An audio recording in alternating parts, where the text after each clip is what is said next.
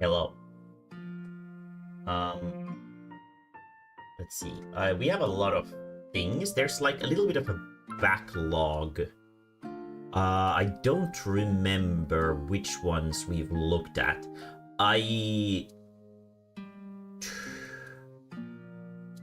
This I think we watched. This crypto boat. I think we watched the crypto boat, right? I specifically remember that this was a thing. So we're not gonna watch that. I don't know if this that at least doesn't sound familiar. Then we have this, I guess this unfinished. Oh, this I remember. There were a lot of weird faces underneath it, mine included. So that's gonna be something fucked up, I'm guessing. I hope these aren't all like documentaries. Because I only have like so much time. But let's see what we can find here behind these. I would guess these are probably not super long. Yeah, no, these are only like a couple minutes, so these should be good.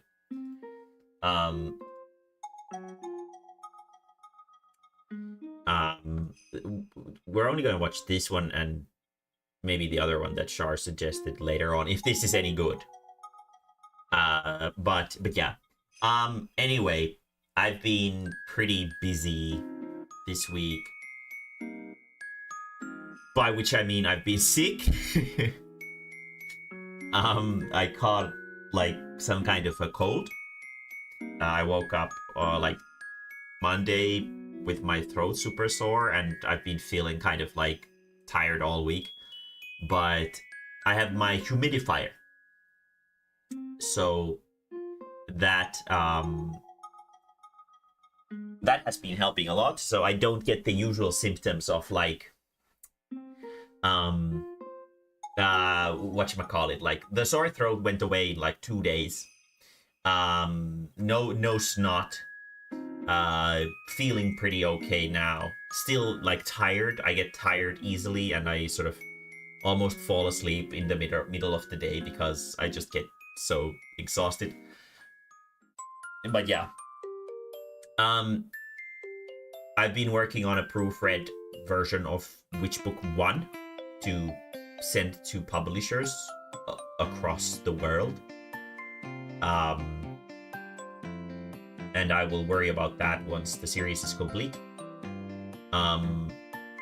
So that I won't get demotivated from finishing it. If everyone tells me that it's shit. Because I kind of know myself for being a little bit insecure like that. So I'm just covering my bases, I guess. But yeah, I've been doing that. I also was digging through my boxes to see if I can find some of my old, like those Topps Pokemon cards, those the ones that just have a picture and no game attached. And while I was digging through, I found a Go-Go. Like an old ass Go-Go, and I'm filled with such nostalgia just holding it and feeling it, and my, like the tactile feeling of this Go-Go fills me with immense nostalgia, and I'm happy that I found it. I used to have a lot of them. I don't exactly know where the rest are. I think I might have given them away to someone who really liked them or something like that. But I kind of regret it. I like collecting things, and I associate a lot of memories with collectibles. That's why I like them so much.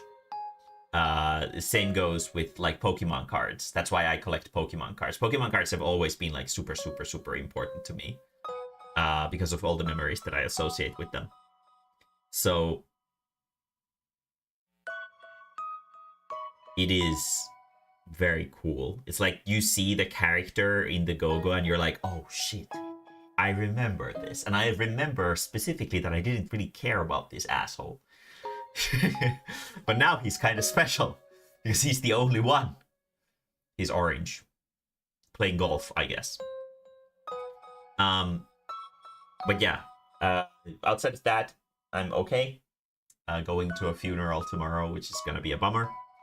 But outside of that, I'm as okay as someone going to a funeral can be, I guess. But we're gonna watch some funny videos today.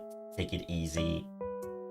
Relax. I've got a bunch of suggestions. I'm gonna see at least like a part of them.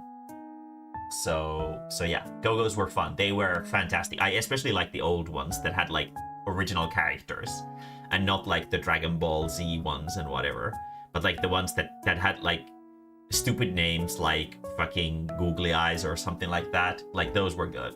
Those were like the good ones. I fucking loved them. And I am kind of regretful that I gave them away. If I did.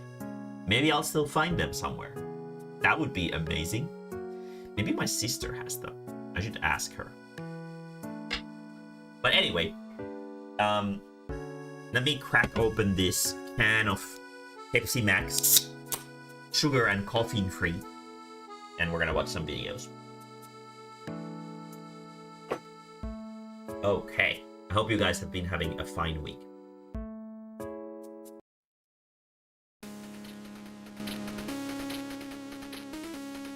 Okay, let's see what the fuck this is all about.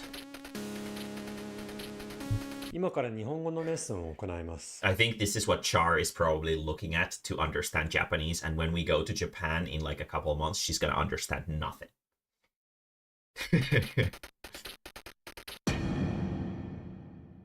あ、とても美味しいです。あ、うまいですね。何これうまっ。してもいいですか？してもいいですか？してもいいですか？本当ですか？いや、でもやっぱいいです。自分でやります。いや、もう。私は元気です。僕は元気でいる。僕は元気でいるよ。心配事も少ないよ。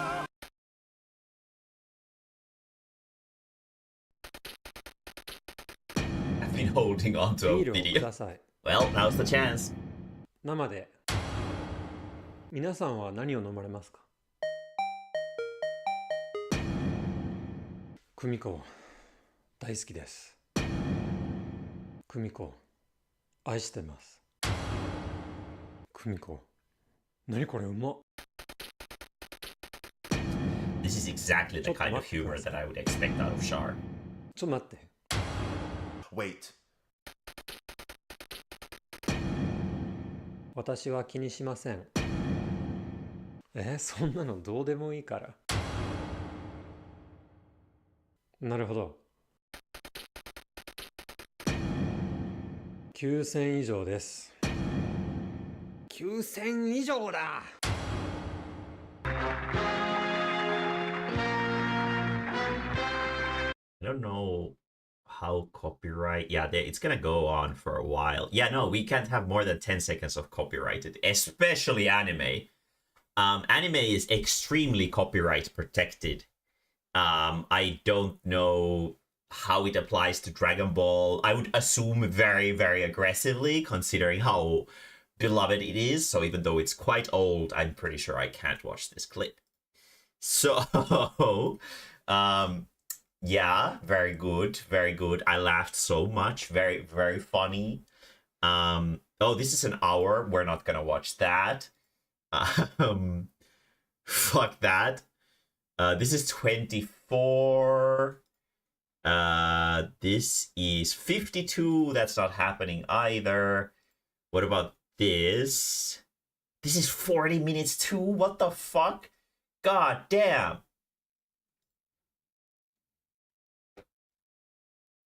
Let's see. Char, you literally linked this specific one in Submit Funny.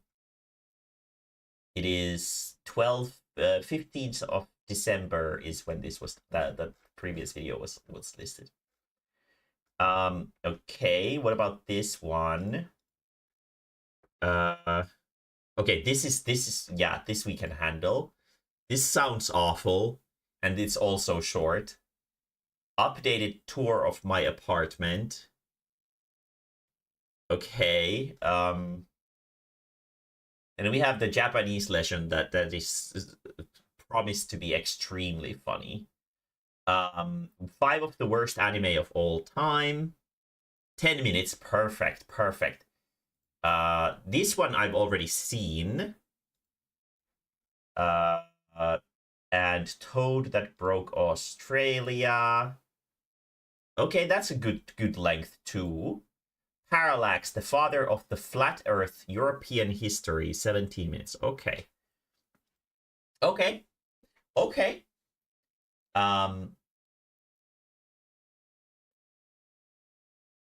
was a sound clip? No, it wasn't. I was actually opening the can. It's right next to the mic, I guess. I want to watch this. This sounds absolutely fucking insane, but I don't know if we have time for it. This one is pretty long too. We'll keep this as like if we run out of these, because these are like decent length, all of these. And then if we have time, we're gonna watch this fucking insane horror that this shit seems to be. But let's see, what's Father Wubby? You're live with Father Wubby. Forgive me, Father, for I have sinned. Is your sin a shitty mic? It is indeed a shitty mic, honestly. Go ahead, son. I'm sorry. So this one time at a TGI Fridays, I was in the bathroom. I was about 12 years old at the time, and there was a man taking a fat shit in there, I gotta say. And on my way out, I accidentally hit the lights, and I didn't go back for him. Wubby.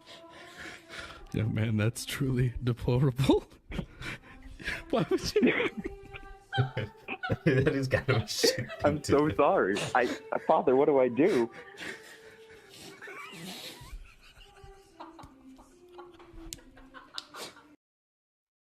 Oh my god. Hello, young man. Hello, Daddy. Father, I am guilty of several sins. What are those sins, my young son? I was in 8th grade, and I was in choir class because I have a beautiful voice. And I had a solo coming up with 2 fellow classmates, and so I asked the teacher, may we use the side room for practice? And he said, of course. And in the side room, there were instruments and cases, and on the corner, there was a young woman's white coat. And we were, that's interesting, maybe she forgot it. So the next day and the next day, we came back and the coat was still there.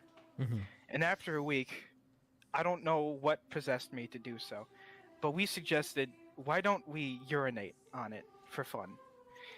And so we did. Why? And we continued to Why, do though? every day for the next 2 months was urinate on that coat. Why? It got to the point where it was so saturated.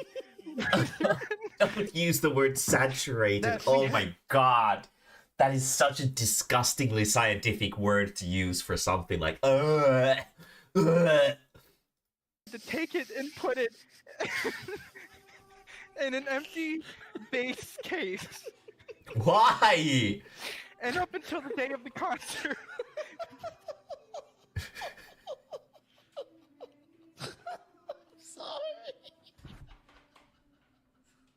We continued to urinate on it. Why? And so it stayed that way in that case, and we forgot about it. We didn't touch it anymore after the concert. It became a distant memory. Until the last day of 8th grade of choir class, everyone was milling about, doing their thing. And I'm like, how about for old time's sake? We're gonna go piss on the blanket again. God damn. So I went in the room, and I opened up the case, and Father Wubby...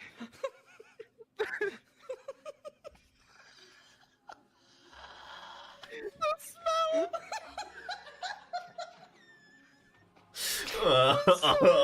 It was the most horrendous, offensive, foul No fucking aroma I kidding. have ever to this day smelled, and it haunts me Oh. to this day in my dreams.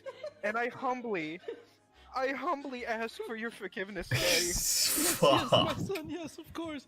Holy How did fucking nobody shit. fucking Y'all interact ruined the with this case, outside too. of these I guys? know. It does pain me to say, but I do believe this one falls under straight to hell. Yeah, okay, yeah, that makes sense. Oh my god. Okay, let's go in order of length.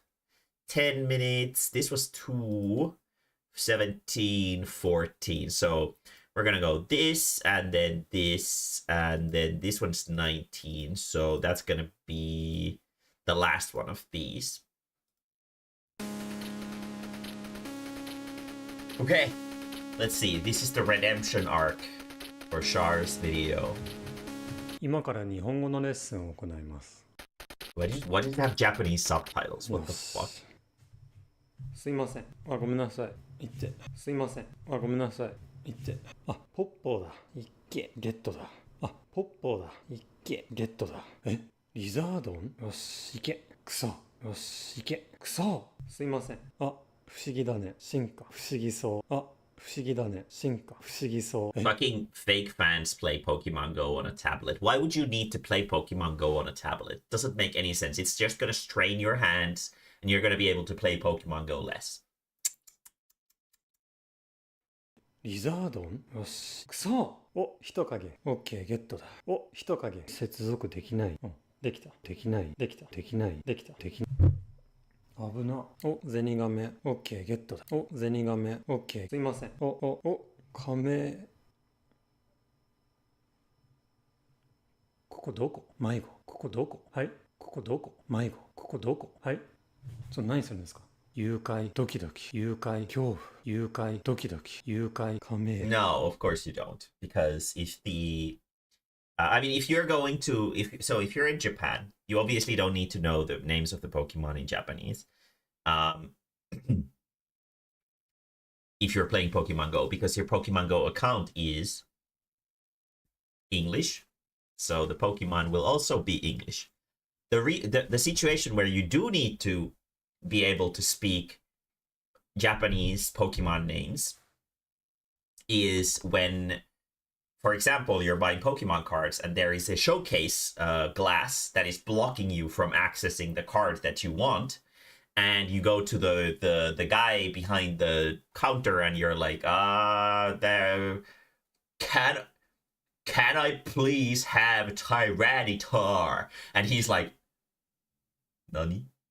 And you're like, Shito, can I please have Charizard? No, I mean Tyranitar. And they're like, Nani? So it would be good to know the Pokemon's name in Japanese. Tyranitar, I think, is Bangirasu, if I don't remember wrong. I had to ask for a Bangirasu because when I was in Japan last time, there was a nice shining Tyranitar for 70,000 yen in a showcase, and I was like, "Oh, there's a Bangirasu in this case that I want." And he was like, "Oh yeah, this one, right? There was one for like 150,000 yen," and I was like, "No, the cheap one, because I'm poor." And yeah, I'm just gonna get boosters. Yeah. There are some Pokemon whose names are the same in Japanese, like Pikachu, Raichu, Pichu, and like Mewtwo. Mewtwo is the Japanese pronunciation, but it's still, Mew is the same as well. Most of the names are like unique to Japanese though. 拉致、独房、暗闇、こらった。うん。人影。よし。あ、 Fucking リクだ。ほれ。 Rattata's Japanese name is Koratta, which is like child ratta. Which is such a stupid name. A lot of Pokemon names are really fucking stupid in Japanese. Funny sounding name. Tyranitar is, yeah, Bangirasu. I don't actually know what Bangirasu is based on, like the name is.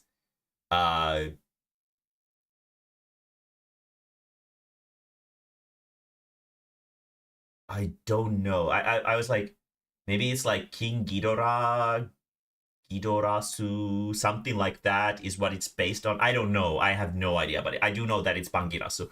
The reason to why I know it's Bangirasu isn't because I actually know every Japanese Pokemon name by heart.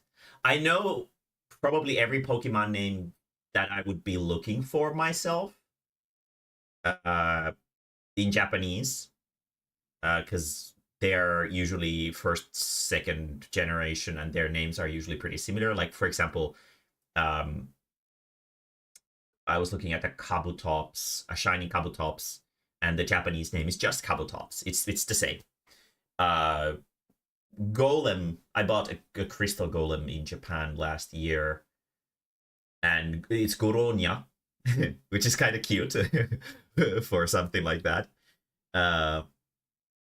But yeah, it's type it in Google Translate, just you see Tyranitar.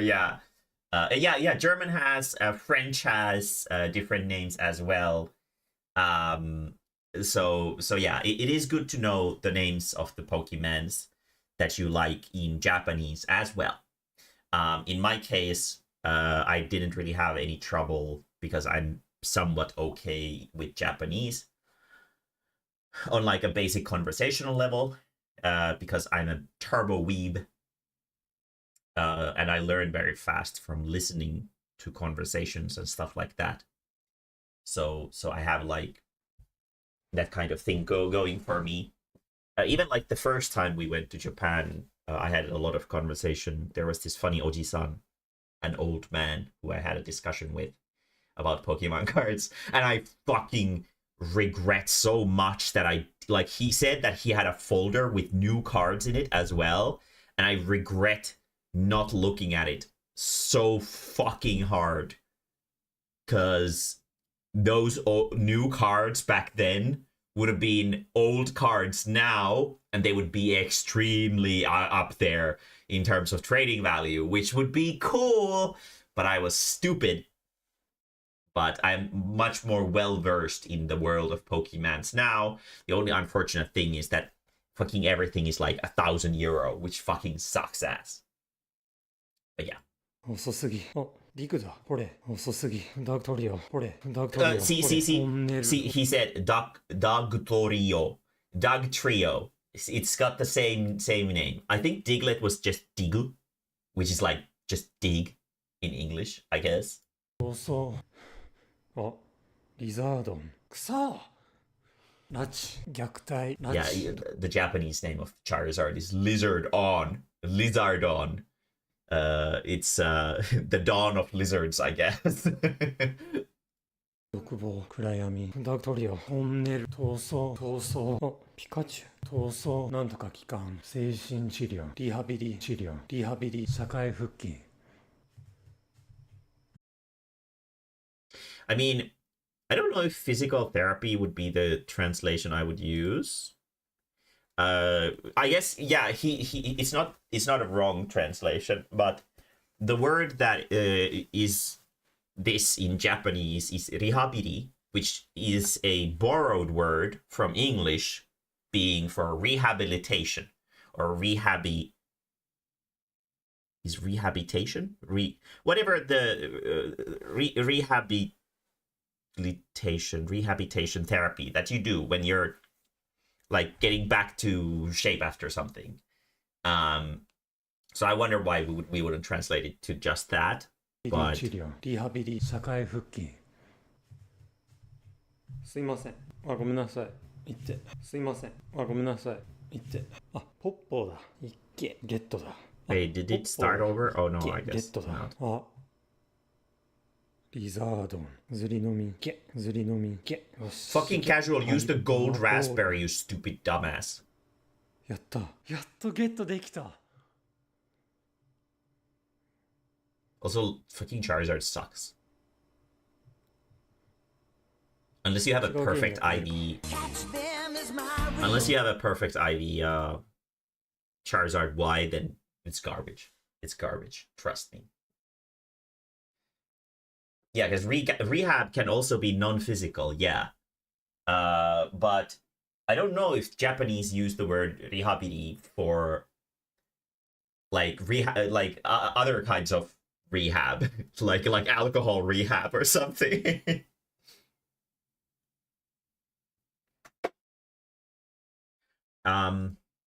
There was 10 minutes, 17. Okay. 5 worst anime of all time. Another. So I'm guessing there's other 5 worst anime of all time. It seems you guys really enjoyed the first video where I went down and looked at some of the worst rated anime to exist. So I found another 5 of the worst rated anime. This time, they are rated even worse than the first video. Just like last time, I'm going to try and engage with these pieces of work as more than just a meme, and try to decipher what is being said, even if sometimes it's kind of difficult. Let's dive into bad dubs, toilet jokes, Super Saiyan surgeons, meeting anime characters, and more Keiichi Tanami.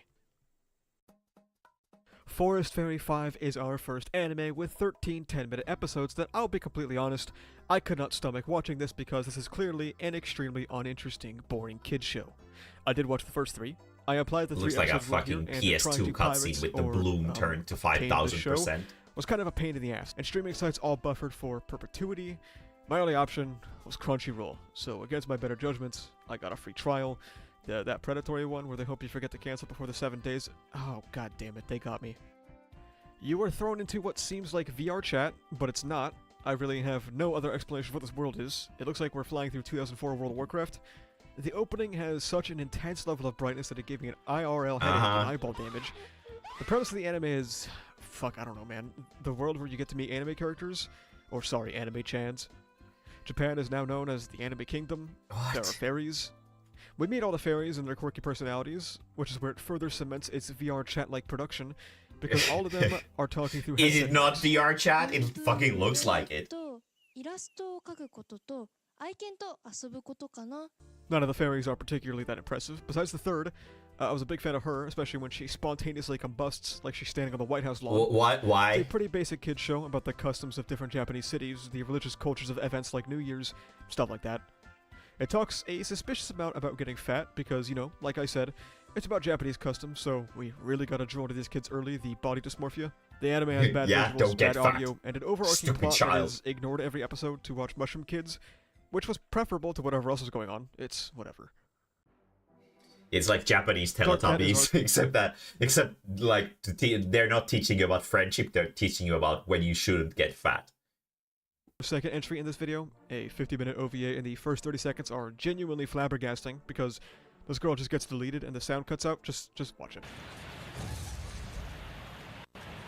The movie features cats, evidently, but they aren't just cats, they're men that can turn into cats for some reason. They have special powers that they use to defeat evil spirits, things that exist in all humans, and other evil spirits want to fan the flames of human suffering to create more, which we learned from this evil green guy who calls I other people mean, green. to be fair, even if these older OVAs especially are like garbage, there is a kind of like derpy charm to them. Like this kind of looking character is I'm supposing that this show is like taking itself pretty seriously, but it has a character that looks like this, which is like there's a charm to it, you know. There's a kind of cringy charm to it that you cannot It's a movie about spirits and love triangles. To be cannot honest, help but I don't really know love what this to an movie is trying to extent. say. Don't get black-pilled. Slimy become an incel. tentacles, very Some nice. people want to take advantage of your anger. That's fine, I guess. It seems to be more or less a generic standard coming-of-age story. I, however, later learned this film's notoriety came from its dub, at least in Western spaces.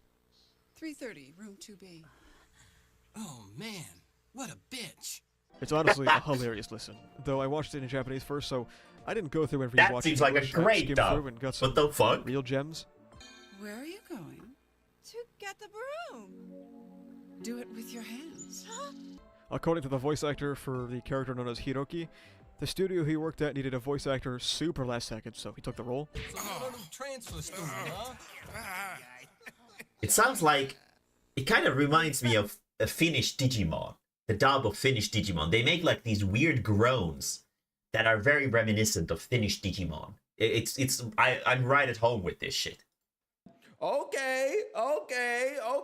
Let's kill him. Let's kill this guy. Let's beat him to death with hammers. I assume this haphazard production is what led to its very notorious terrible quality, and I tried to get into contact with a dubbing studio that made this in the very early 2000s, but yeah, and even with all this shit, it still looks better as an anime, like in terms of animation quality, than One Punch Man Season 3. Fuck. everyone has moved on, and the studio does not seem to exist anymore. That's all there really is to say about Dark Cat, as it turns out. Let's get after her! Let's get after her.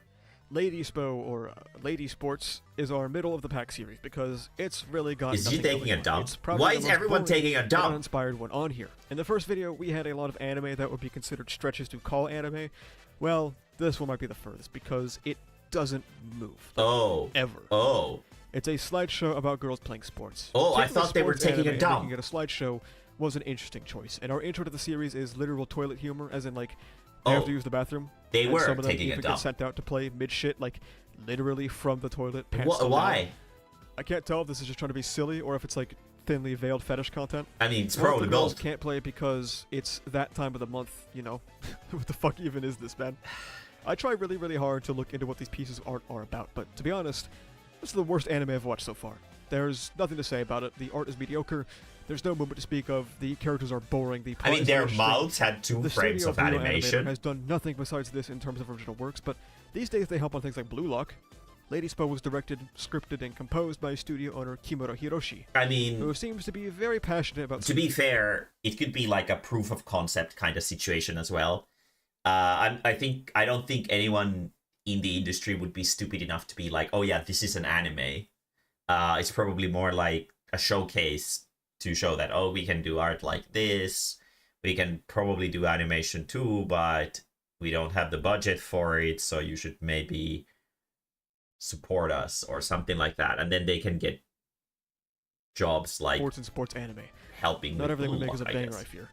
It seems he uses Brio animation as a medium to express his passion for sports and sports anime, and he's been around for a while for things like Blue Lock, Sword Art, Fate, and even Naruto back in the day as an episode director for all of these. When he's not directing episodes, you can find him living life, playing games of tennis against people on his YouTube channel, and getting 10 views. I hope he's having fun. I consider What's reaching wrong out, with but he having doesn't seem to 10 speak views, English, and my hey? Jap- I've got half that, okay? I've got half that, and I'm still having a good time. What the fuck is wrong with having 10 views? Japanese isn't good enough to hold a prolonged conversation, so I decided to just leave him alone. Soju Senshi Psychic Wars, a 53-minute movie. The only sources I could find for this were What's a Spanish movie? dub YouTube videos, until I found a library that uploaded it like I just went back in time to watch Naruto on YouTube in 2007. In this film, a surgeon is doing surgery, as one does, and he Okay. receives psychic powers to protect the Earth. It has Whoa, extremely okay. odd editing coupled with low-quality dub that makes this a very funny watch. There is a cancer growing within me. It will be unlike any you have encountered before. You must remove it. This is maybe a minor nitpick, but the dub leaves all of the lip and tongue smacking of the voice actors, and it drove me crazy while watching it. It's like a dog shit YouTube video. Anyway, there's about 20 minutes of this movie where nothing happens. Now the characters had, well, any character. I did not retain a single name from this movie. When it does things, it's the embodiment of... As we rapidly... I feel like judging anime by their dubs is kind of disingenuous because it's not the original work. That's like saying that Lord of the Rings is bad because the French translation is bad. Obviously this ain't Lord of the Rings, like, let's be fair. It's probably garbage. But there's been 2 things now that have been judged because they have terrible dubs. And the other one said bitch, so I think it's pretty funny. Cut between conversations, scenes, and even jump around the country in seconds. There's a romance going on. I don't know why or what it means, until she's the big bad, wanting our protagonist to pay for wiping out a race of blue guys. There's an entire fight where the protag punches his blue guy in the balls, and then rips his heart out. I kinda clocked out at this point. Honestly, the movie should have ended with the boss giving him a call and asking if he's still coming into work tomorrow, after committing genocide and killing his girlfriend. For realism. If this movie's trying to say something, I couldn't tell you. Death is sad, genocide is bad, surgeons have superpowers. These things are true, I would say. It's really not the worst put together thing I've ever seen. It sounds Obviously, kind the of animation funny. isn't great. The dub I is should bad. watch this Pacing is sometime. horrid, but the character art is fine, the backgrounds are fine, and it more or less all fits together as a coherent piece. Visually, not narratively. This movie is so old that there is really nothing online about it, and very sadly, a lot of people involved have passed away, so there wasn't much to gather in a meta sense for it either, so let's just move on to our final anime. Here we have Fetish Doll, a quick film made by the same guy who made Red Colored Bridge from the first video. Released in 2003, Keiichi was someone truly dedicated to art.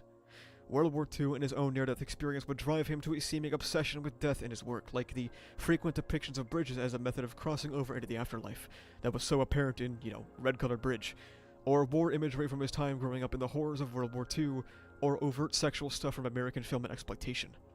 Keiichi spent 50 long years chasing after getting his work out there, and unfortunately, he's no longer with us, but I personally find his story to be really fascinating and inspiring. He wanted to communicate his life, his experiences, his likes, his dislikes, what mattered to him, and more. Quote, why does the life, his experience... It's budget-friendly green Marg Simpin. It's Marg Simpin. Experiences, his likes, his dislikes, what mattered to him, and more. Quote, why does the impulse to paint arise? I cannot easily explain what the catalyst or motivation is for painting, and no matter how much I think about it, I cannot find a precise answer. The only thing I'm certain of is the impact of my childhood experiences. The subjects that are of interest to me, that indescribable sense of touch when layering coats of paint. The process of incorporating inspiration from movies into a painting are the same for me to this day. My approach to is painting this hasn't thing that changed we're at all seeing since on my the childhood background days. the Fetish Doll supposed is no less anime? bizarre than Red Colored Bridge. However, I could unfortunately show even less of this movie, which Okay. I can assume is of no surprise or secret, given the name of it. It's an extremely sexual movie, and something Keiichi fixated on is human sexuality and touch. There's an interesting interpretation here, as the movie, rather than showing overt sexual organs or acts of sex, uses non-sexual body parts to give off very strong euphemisms. A lot of acts is being done by non-sexual body parts as if to show off that sex is a lot more than just organs. To show it off as a fundamental human This experience, isn't anime. and how it's Like, let's be impacted by fair so many here. gestures. This isn't How you can hear anime. people's desires, This is wants and like a dislikes through super sexual artsy encounters. animation There's also a lot of project. random This isn't images and anime. random things in the I background, feel like it's. clouds turning phallic. I mean, which that's a nice interpreted as, take, but like, I feel like this is kind comment of about the sexualization of everything, or what we now scientifically call today generalization that just There are because also- it's Japanese animation, it has to be anime. I don't think that's necessarily true. Anime has grown into its own subgenre of animation as it is, and this is definitely not fulfilling any of the usual points of, yeah, this is like an art festival movie. This isn't anime at all. So I think this is like, yeah, no fucking joke. If you put Titanic on a list of best anime, it's not gonna fucking be considered very highly because it's not anime to begin with. So yeah, this is kind of a stupid list, to be fair. Let's see, 1914 to 17. This one. Australia is home to some of the deadliest animals on the planet. But what if I told you there's one creature they all fear? An invasive species, millions strong, wiping out native animals that we are locked in combat with to this very day. What kind of vile beast is capable of spreading such reckless hate? The answer is this fat fucking toad. That is a big ass But how toad. did this war begin? Well, to answer your question, we're gonna have to go way back. The year is 1866. We are in the land down under, and our story begins the same way many tragedies do, with the British. You see, having gone hippity-hoppity, your ancestral home is now my property around 90 years back, the Brits were in full swing, rampantly colonising the country. And part of that included agriculture. Now, they brought with them many crops, but the important one in this story is sugarcane. Sugar was valuable, not only for trade, but also because, well, the fucking tea isn't going to sweeten itself, is it? But you see, sugarcane only grows in the heat, which ruled out the south of the country. It also likes humid environments, which ruled out Western Australia, which left them with one option. And so, the cane farmers loaded up their first Stardew Valley save in Queensland in 1866. But the farmers ran... Isn't Australia kind of warm in general? Or are there like somewhat cooler areas in there? ...into an issue. You see, Queensland is home to these nifty little bugs called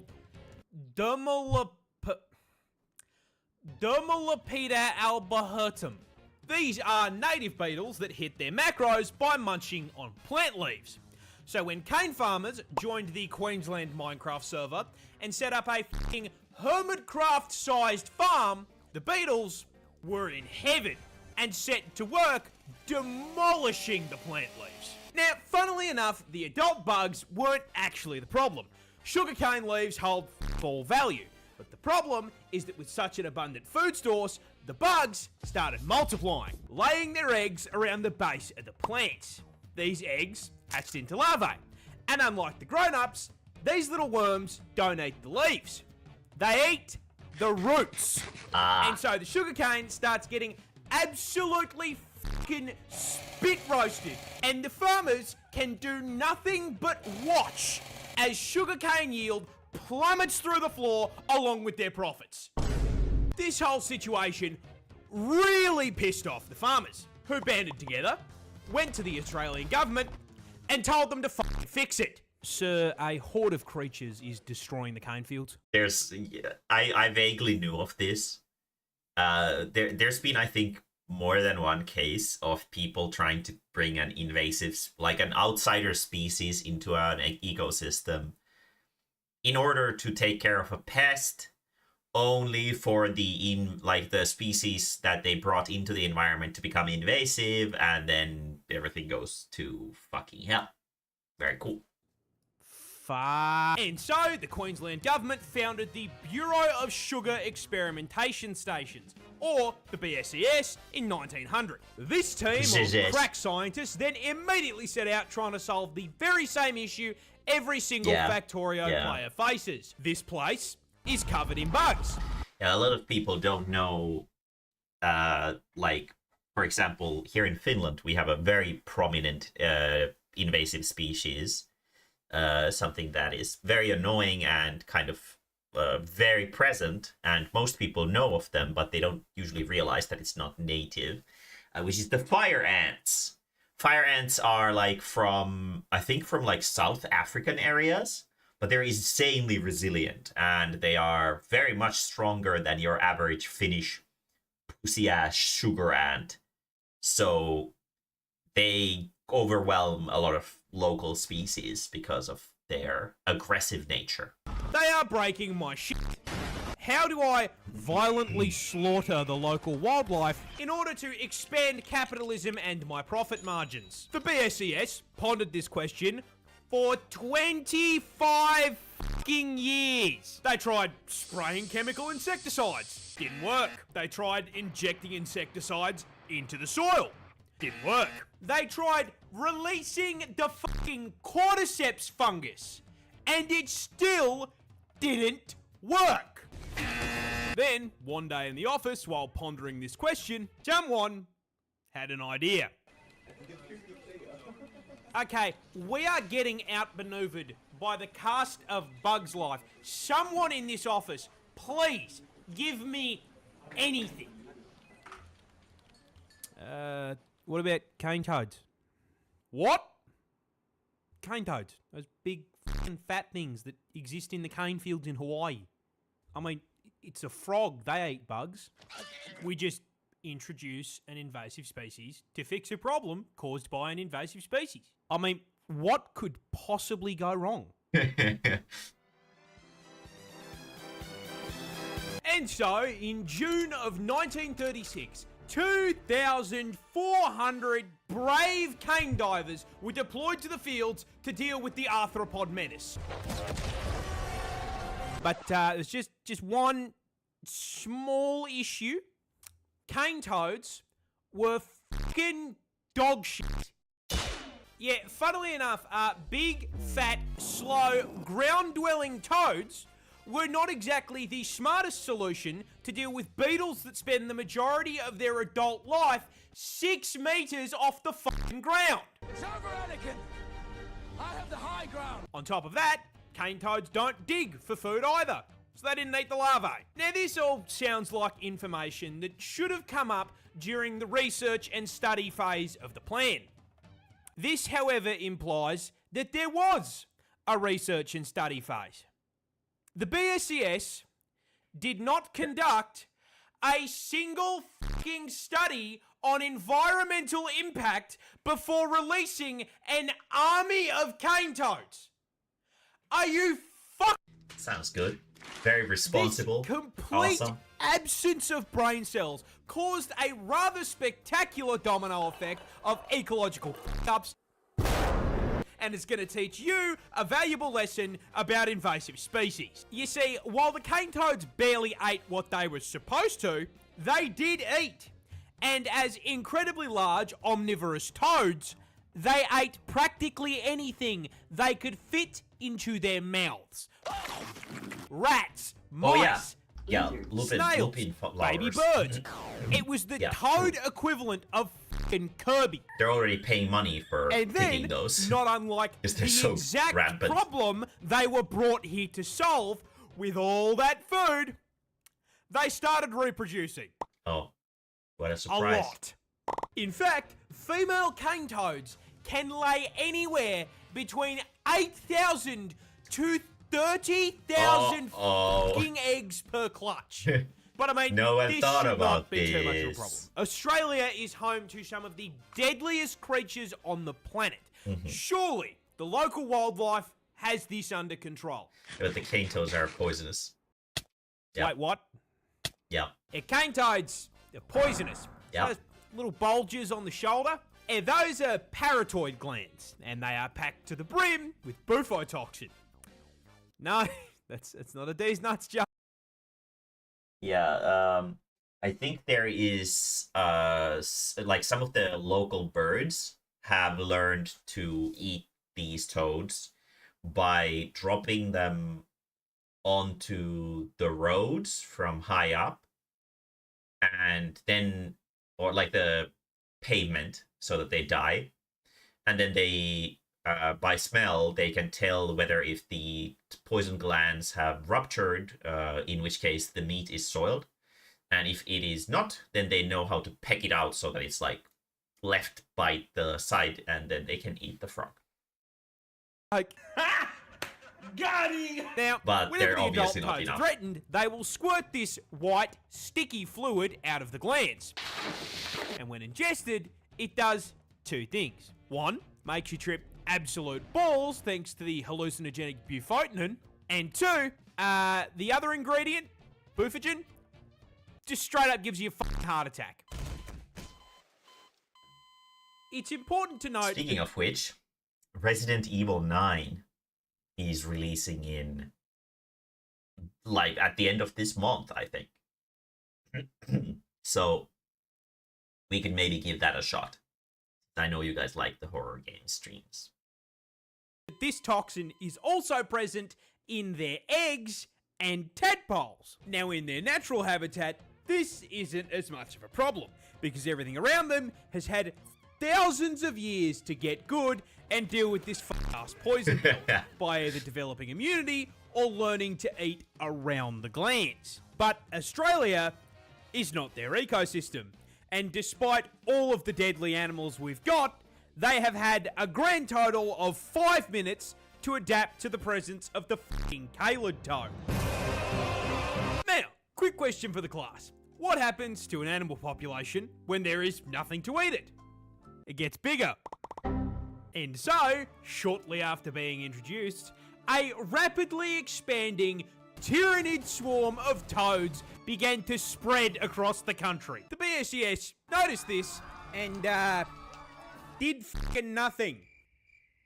Because it technically didn't affect the sugar cane. The swarm spread further, occupying all inhabitable parts of Queensland, and they were laying so many fucking eggs that their clutches began polluting the waterways like a bufotoxin teabag, killing native fish as well as any animals that drank from the water.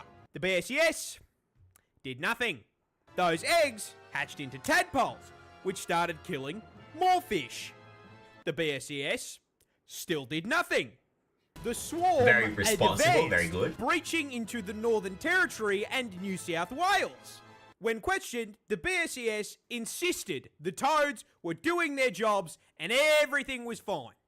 By the 1980s, the toads were now starving out or just fucking eating local wildlife and one-shotting anything that tried to eat them. And considering, at this point, there were 5 million of them, that happened a lot. So, with local wildlife being absolutely fucking decimated, the BSES was forced to acknowledge that maybe, just maybe,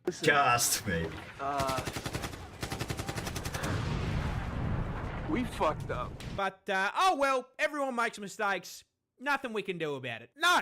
They left it for the government to clean up. Of course. A second horde of creatures has escaped the cane field. Fuck! Yeah, they realised just how much damage was being done and in 1986 began funneling federal funds into controlling the population. They tried trapping and physically removing the toads, but unless they had 5 million traps, that wasn't going to do shit. Biological warfare was proposed in the form of releasing viruses and parasites, but was shot down because it would do just as much damage to the native wildlife. And so, the toad front continues to advance to this day. So where does that leave us? Short answer is kind of fucked. Cane toads now threaten a total of 75 native species, and they've even driven populations of animals like the northern quoll to complete extinction in parts of the country they infest. With the population now sitting at 200 fucking million toads, oh my God, that infestation is spreading, with predictions showing they will be fucking up ecosystems in 5 states in the near future. And given that they have amassed a population 10 times the size of the humans in Australia, the government has completely fucking abandoned the fight for eradication, switching focus to harm reduction, using bait toads covered in non-lethal but unpleasant substances to try to teach local wildlife that toad bad. On top of this, the government has encouraged the broader public to, just fucking kill the toads. You are supposed to do it humanely by catching them and sticking them in a freezer for 48 hours, but, who the fuck wants most that people shit in their don't freezer? want a frog taking up their freezer space. Yeah. So they just use a fucking golf club Oh or a my car. God. And with this being Australia, our wildlife is also putting up a fight. Keelback snakes, for example, are immune to their venom, and Ricali and magpies have learned to flip them onto their backs before getting the feed. There you go. Jokes aside, you want to know who I feel genuinely fucking awful for? The toads. They didn't ask for any of this shit. They just got dumped onto a random island and did their thing, and now they are being actively hunted. No. The assholes in this story are the BSES and the cane growers. Because you may be thinking, why were they allowed to do this shit in the first place? Well, that's the neat part. They weren't. The federal government banned the fucking idea when they came up for it in 1935, based on the advice of entomologists who rightly presumed the toads would become a bigger fucking issue than the beetles. But the BSES and the cane growers lobbied to have the ban lifted in 1936. We are stuck in permanent toad combat because these dickheads... You know, I think there should be like just a rule set in the world that you can't lobby against science. like you can't just overwhelm scientific facts with money and act like it's not true, and then just be like lift your hands like, no, I didn't do it. Like, you gave us permission to do so. We're not guilty. You know, nobody could have seen this coming. So, you know, we're innocent. This is such a fucking annoying. Looked at scientific advice and went, nah. You have got to be fucked. G'day. Yeah, that is fucking insane. Now we have a flat Earth thing. The whole fucking lobbying thing is so fucking... It's so common in the States as well. Like, goddamn, they love to lobby, like, against anything that... anything that goes against what they want, like public transportation, any other energy other than fossil, because they have their oil, whatever, stuff like that. There's fucking religious organizations that are lobbying very powerfully against evolution. And it leads to, I guess, idiots like this who believe in the fucking Earth being flat. Plymouth, England, 1864. All is set. A telescope has been deployed and adjusted, lines of sight investigated and measured. A crowd gathers to watch this face-off. Two opposing sides meeting to try and solve the question of the age. Is the Earth round or flat? On one side are the Newtonians, men from Greenwich, many of them with naval experience, and seemingly perhaps a bit frustrated they even need to be here at all. Some are navigators and surveyors, some have experience in the southern oceans. And on the other side is a man... Yeah, it's like, there's a big thing with flat Earth is that it's kind of a double-edged sword to, like, even argue with them, because that gives credibility to their stupid claims. Is like, oh, this needs to be argued for. No, it doesn't. Stupid people don't need an argument partner. They need to not be immensely stupid before they can argue about things in the first place. It's like, I can't just suddenly be like, oh yeah, I think water is actually a poison, and we should stop drinking water, and that's how we're gonna live forever. I can't just say that without some actual scientific evidence for it that is like peer-reviewed and acknowledged by the like the community that I'm trying to convince of this. But with flat Earth, it's usually idiots circle jerking in a fucking cellar somewhere, and they're like, oh yeah, what if there's an ice wall? But what if there's an ice wall, and what's behind the ice wall is rare earth. There's rare earth behind the ice wall, and it's the government. The US government, who controls the world. We all know that US is the most important country in the world. They control the universe. So the US government, who control the universe, they're hiding all the rare earth minerals over there. And they're preventing us from going there because they don't want us to be rich or something stupid like this. Who will only give his name as Parallax. A prolific and convincing lecturer, debater, and now author who insists that he can prove the Earth is flat, stationary, and the sun is only 4,000 miles away. They will train the telescope at a lighthouse 14 miles out to sea, then take it to the rocky shore below and do so again. The Newtonians have precisely calculated that the curvature of the Earth will obscure most of the lighthouse but leave the lantern visible. Yet, incredibly, this will not go as any of them hoped.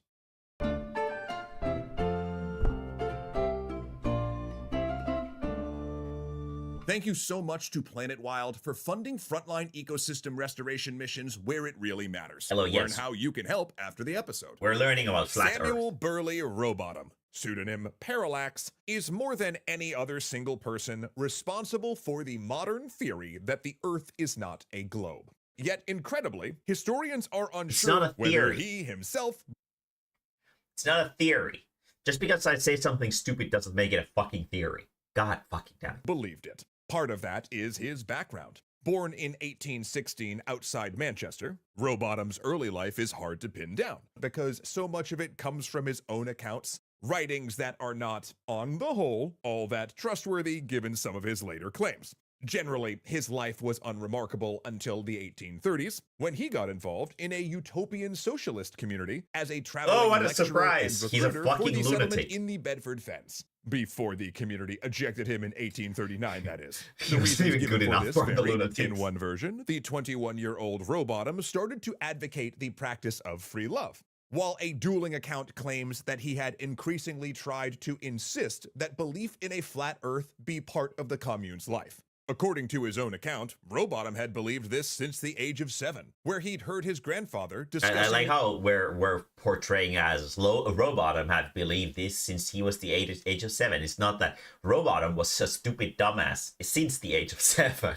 because that's what he was, clearly. Newtonian principles with friends, and supposedly told them that they couldn't prove the Newtonian model, and when he grew up, he would pledge his entire life and fortune to proving that the Earth was flat, which is like 100% not an invented anecdote, and definitely how a 7-year-old sounds when they talk, right?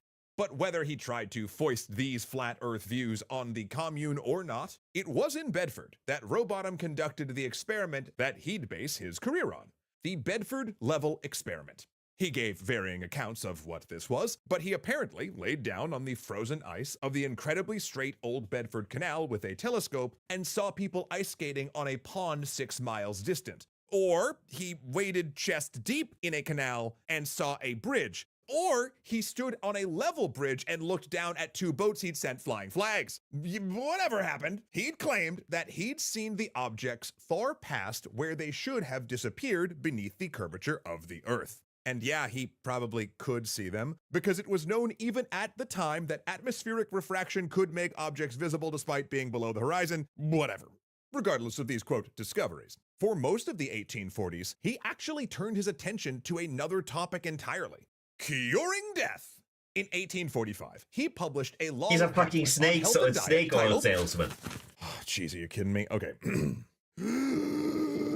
What a surprise. Biology, an inquiry into the cause of natural death, showing it not to arise from old age, but from a gradual process of consolidation arising from substances which may be so far controlled as to preserve health and active life for an indefinable period. 44 words. Basically, he claimed the body hardened over time due to the buildup of, quote, earthy substances. To combat this, he advocated not eating bread and only consuming fresh vegetables, meat, and free phosphates, which were the key to health and longevity. He, of course, advised taking this in the form of phosphoric acid, which is safe when diluted and is an ingredient in many sodas. However, Rowbottom advised taking it by the half ounce as a way to live extraordinarily long lives like the patriarchs of the Bible and theoretically achieve immortality. Of course, Rowbottom didn't have a medical degree, but apparently his literary alter ego... It's funny that he's trying to advocate for the Bible being correct, but at the same time he's afraid of death. Isn't that kind of a paradox? Because the Bible advocates that there's a better life waiting for you after death. This is just a test to sort of see whether if you qualify for heaven, right? This world that we live in. So why the fuck would he speak Bible and also speak immortality? Because immortality goes against the whole point of the Bible. It's like saying that, oh, I believe in the Bible, but I don't actually believe in the Bible. Man was a scammer from age 7. Tryon did, because the pamphlet spoke of him successfully treating 320 patients with this regimen. It's unclear whether he was quietly selling quack medicine in conjunction with this literature, or if that just came later. But until his business of being a fake doctor took off, Rowbottom had to make ends meet with the 3 most powerful tools he had at his disposal: his voice, his pen, and his debate skills. In January of 1849, he held an engagement under the pseudonym Parallax at the Trowbridge Mechanics Institute to lecture on the subject of the flat Earth. Now, it should be noted that this professed belief of Rowbottom's was weird. Though several ancient religions had believed in a cosmology that included a flat Earth, philosophers in ancient Greece had proved the world was round, and that knowledge was widespread in the medieval world and universally accepted by the Renaissance, which is part of what gave Rowbottom's lecture such a good hook. See, he lived in a time of lectures as entertainment, when a traveling lecturer could make a lot of money speaking on a specialized topic like literature, history, and especially science. Victorian sensibilities really pushed the idea of self-betterment through education, and mechanics institutes sprung up all over Britain, offering space to lecturers and courses to educate the working classes. Though some of these lecturers were legitimate teachers and writers, many were charlatans in it for the attention and money. In some ways, it was the beginning of edutainment. And of course, the more Edutainment is eye-catching great, and though. controversial a topic, the more you could pack a lecture hall for a 6 pence or more per seat, baby. Like, okay, maybe you don't believe that the world is flat, but isn't it worth it to pay a 6 pence to watch a guy try to convince you of something so nuts? Like, seriously, try to imagine a world where people watched pop culture versions of academic subjects as mass entertainment.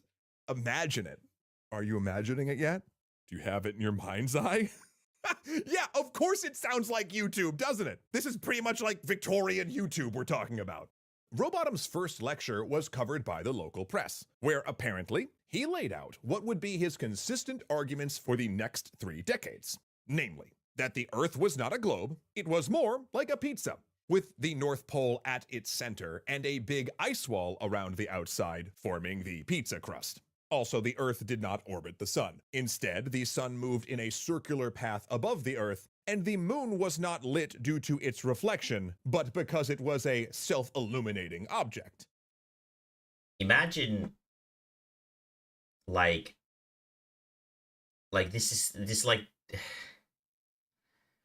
so many of these flat Earth fucking dumbasses. Their arguments for this shit are always that, oh, but you didn't think of this. Their argument is always, oh, but I have this one thing that implies that the Earth could potentially be flat. But then they just like ignore all the like myriad evidence that points otherwise. But just because they have this one thing that they came up with for what the fuck ever reason, that must mean that my hypothesis is correct. Like, that's like saying that, oh,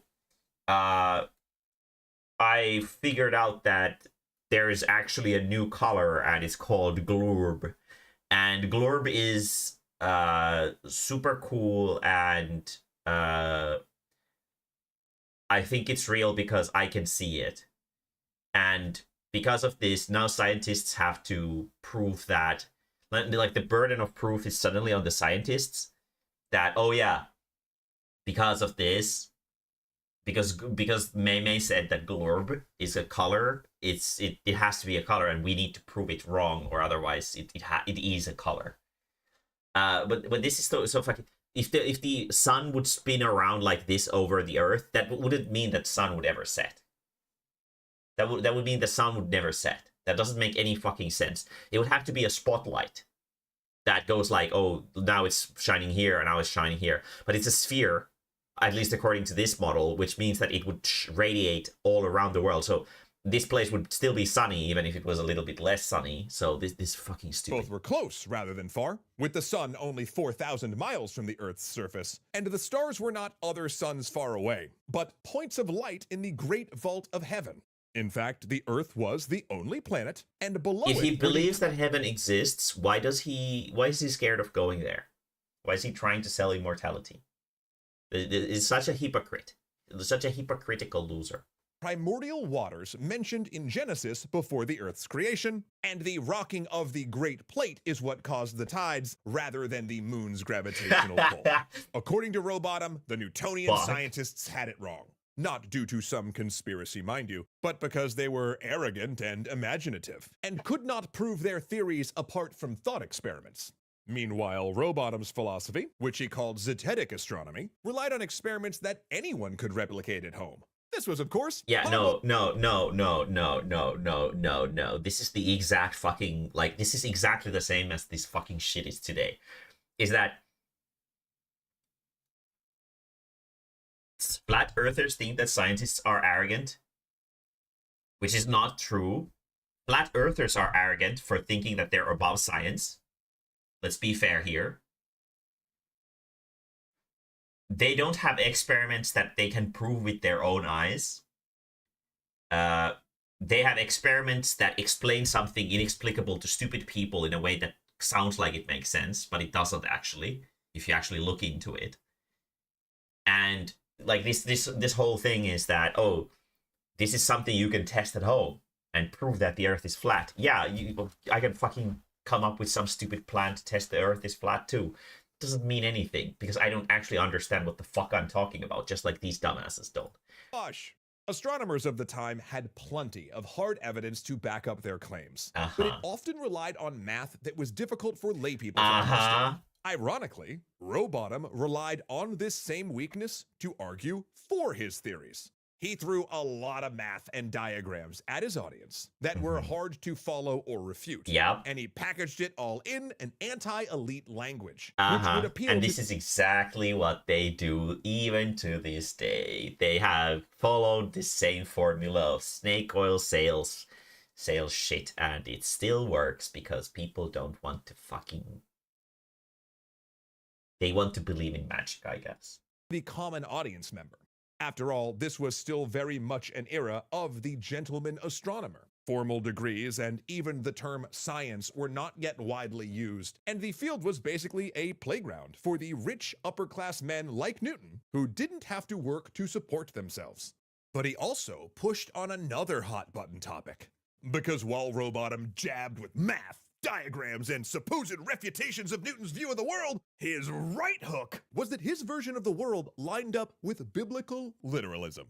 In his talk, and this is still a thing. A lot of flat earthers are very Christian heavy minded because there is a fucking passage in one of the fucking Bibles. I don't fucking know, Bible 2 or something. That is like the earth is it specifically uses a sort of vague term for it, I think. I don't remember what the word is exactly, but it is interpreted by these dumbasses that the earth is obviously flat. He said astronomers were not simply wrong, they were attacking religion by contradicting biblical teachings. Then he closed the presentation with the idea that phosphorus could make you immortal. Rowbottom's first lecture was met with good reviews in the local paper, apart from the phosphorus part, which was so derided that he never again promoted it in a flat earth lecture. That, of course, would be spun off into its own separate business. Where he ran into trouble, however, was at his second lecture in the town of Burnley, where during the post-lecture debate, someone asked him why ships disappeared from the bottom when sailing out to sea. At this question, he panicked, then said he'd have a good answer in the second part of his lecture the next night, and promptly skipped town. The local paper then recorded the audience jeering when he didn't show up the next day, joking that Parallax had obviously slipped off the ice edge of his flat disk and would not be seen until he peeped up on the other side. People should do these public derision events in life. People are too friendly in this day and age. We should just objectively all make fun of flat earthers. We shouldn't be like, oh, they're just, they just want to be important. No, we should be no. We should absolutely judge them, poke fun at them, laugh at them. Look at these idiots. They're trying to basically they're wasting scientific resources in this stupid nonsense. Just because everyone's so fucking friendly to them. No. The most common counter-arguments to his theory, and rehearsed quick, and more importantly, often humorous comebacks to every single one. These two were, of course, unsupported nonsense, but it was the fact that he was entertaining and appeared knowledgeable that made him, to a layperson watching, seem like he knew more than his opponents. He developed other strategies as well. Like when questioners pressed him too hard, he'd claim they were being selfish and taking up too much time from other people who wanted to speak. When he did not have a satisfactory answer, he would pivot to a different topic entirely, or turn questions around and challenge the questioner to name statistics that he'd memorized. He'd ask them to prove there wasn't an ice wall, and throw out too many falsehoods to refute. Not to mention subtly making fun of Newtonian proofs by using words like a lot of these modern flat earthers also do it, where they throw out a lot of word salad in the hopes of overwhelming either the listener or the person they're trying to argue. Rotundity to make the idea seem ridiculous. Crucially, though, through all this nonsense, Rowbottom was unfailingly polite and kept his tone even, which granted him more and more authority with the audience, as his opponents, who increasingly included actual scientists, navigators, and sailors, became frustrated and angry as he piled on disingenuous arguments. But this growing fame also meant that Parallax's opponents leveled up as well. By the 1860s, people were writing the Astronomer Royal to get refutations of his ideas, and in Greenwich, the center of British navigation science and a haven for sailors who had actually been to the Southern Oceans, they challenged him to the experiment at Plymouth from the start of the— But these two is like, in order to fight an entertainer, you have to use an entertainer, which is like, I think it should be okay that scientists don't need to be like super charismatic. It's okay if they're just really good at what they do. I think that's okay. And that should be okay. And that shouldn't devalue their word. People are such fucking idiots that it's like, but this guy over here, he's jangling the keys though. I think his argument is better. Charisma is a very, very powerful, poisonous tool. If it's in the wrong hands, it can like lead to the spreading of misinformation, especially in this day and age, very, very quickly. If there's a charismatic speaker spreading lies confidently, because usually a lot of people who argue against these topics and whatever, they're not necessarily ready to they're ready to fight science, but they're not ready to fight a showman. And that's where the public opinion can sometimes side with the idiots. So it is kind of grim that this is how it is.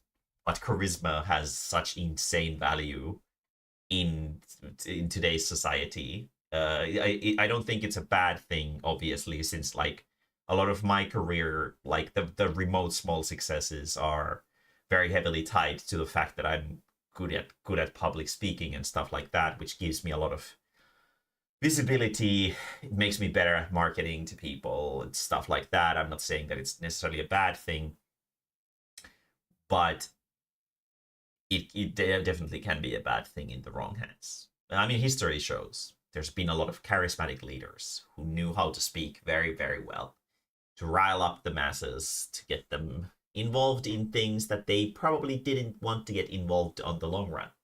This episode, the stakes were this. The Newtonians argued that with their calculations, the lighthouse would be just over the edge of the curvature, and with atmospheric refraction accounted for, the whole lighthouse would be visible from the cliff, but only the lamp should be visible from the rocks.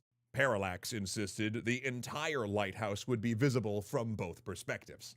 Except neither happened, because atmospheric conditions that day meant that the refraction was actually less than normal, meaning only half the lamp was visible. Yeah, the lighthouse was actually further obscured by the curvature than the Newtonians calculated, and Parallax was more wrong. Despite this, Parallax turned to the watching crowd and declared in a victorious tone that because the Newtonians had miscalculated, clearly they had proved that their models were all false. This is how it goes. No one should trust them. He then went because there was one mistake in their thing, that means that all of my snake oil horseshit has to be correct. It's like an argument in extremes. It's like, because this is wrong, that must mean that this is correct, which is obviously not true. But it's very manipulative. It is very manipulative, and it works. This kind of argumentation does work. It's very emotionally, sort of, what is it, sticky. Like it sticks to people pretty well. Emotional arguments are usually much more appealing to people than scientific ones. Monumental Zetetic astronomy book the next year titled, oh, give me strength. Zetetic Astronomy, The Earth is Not a Globe, an experimental inquiry into the true figure of the Earth, proving it a plane without axial or orbital motion and the only material world in the universe. 34 words, 2 colons, 2 exclamation points, and 0 self-awareness. It was a bestseller, and though many copies were likely bought as a gag gift, it continues to this day to influence the Flat Earth movement. Parallax was refuted again and again, but he spawned a group of rabid disciples who published Zetetic magazines, argued on his behalf, and frequently went beyond his genial nature to stage personal attacks in his name, even lawsuits. At other times, he agreed to further, quote, experiments against Newtonians, but developed a strategy where he'd show up late, then pull out, claiming that they had breached the rules by setting up the equipment without him. Meanwhile, he drifted back into pseudoscience medicine, claiming to be a doctor again in the 1870s, and producing a drink called Dr. Burley's Syrup of Free Phosphorus, a type of early soda he marketed through Zetetic magazines, becoming a rich man before his phosphate regimen apparently failed him, and he died in 1884 at the age of 68. Eagle-eyed viewers will note that is quite a bit under immortal. Even in the 1850s, when he left his wife to marry the 15-year-old daughter of his maid, he was never fully discredited. They had 14 children, only 4 of which survived to adulthood, possibly, according to one account, because he gave them all his own quack medicines. Sadly, however, Rowbottom is not the end of the Flat Earth story. Indeed, the belief would mutate as humans reached the South Pole, flight, and space. With each step, it became more conspiratorial as the need to explain away mounting evidence became greater.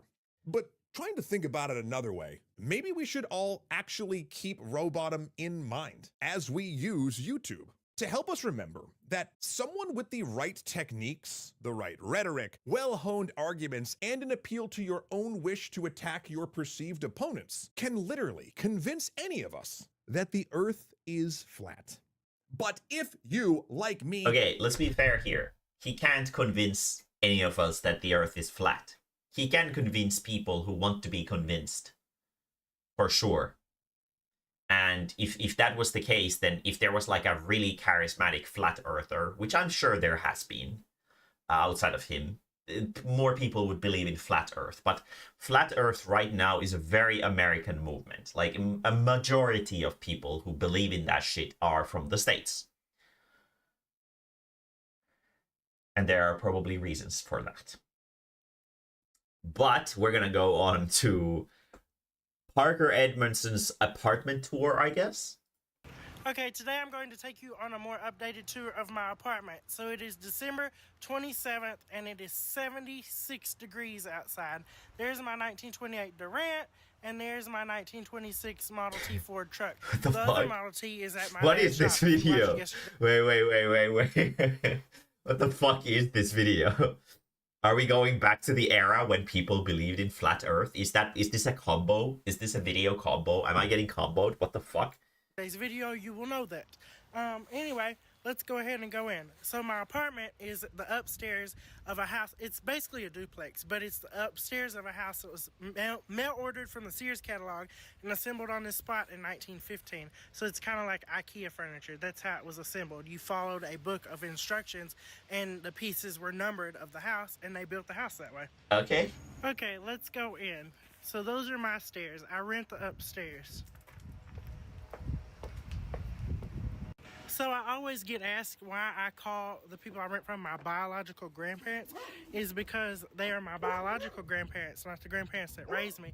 And my birth mom lives in the blue house back there, which you can't even see right now. Anyway, but that is not the mom that raised me. That's the mom I was born from because I was adopted. A lot of people ask me that, so I just wanted to clarify that. Anyway, let's go into my apartment. Okay, let's go on a tour of my apartment. So behind me is the parlor. Now let me explain all of the furniture in here. Okay, here we are. So this is my parlor. Most of my furniture, if not all of it, is pre-1930s in this apartment. That chair, I can tell you exactly where I got everything and how much it cost. So this light fixture right up here was given to me by my friend Randy in Louisiana. What is this video? And when he gave it to me, it was only from there to this T part right there. Nothing. What is this video? Bar right here. So I ordered these. What are we learning from this video? I ordered the little chain links. I ordered these. Who little sent hooks. this video?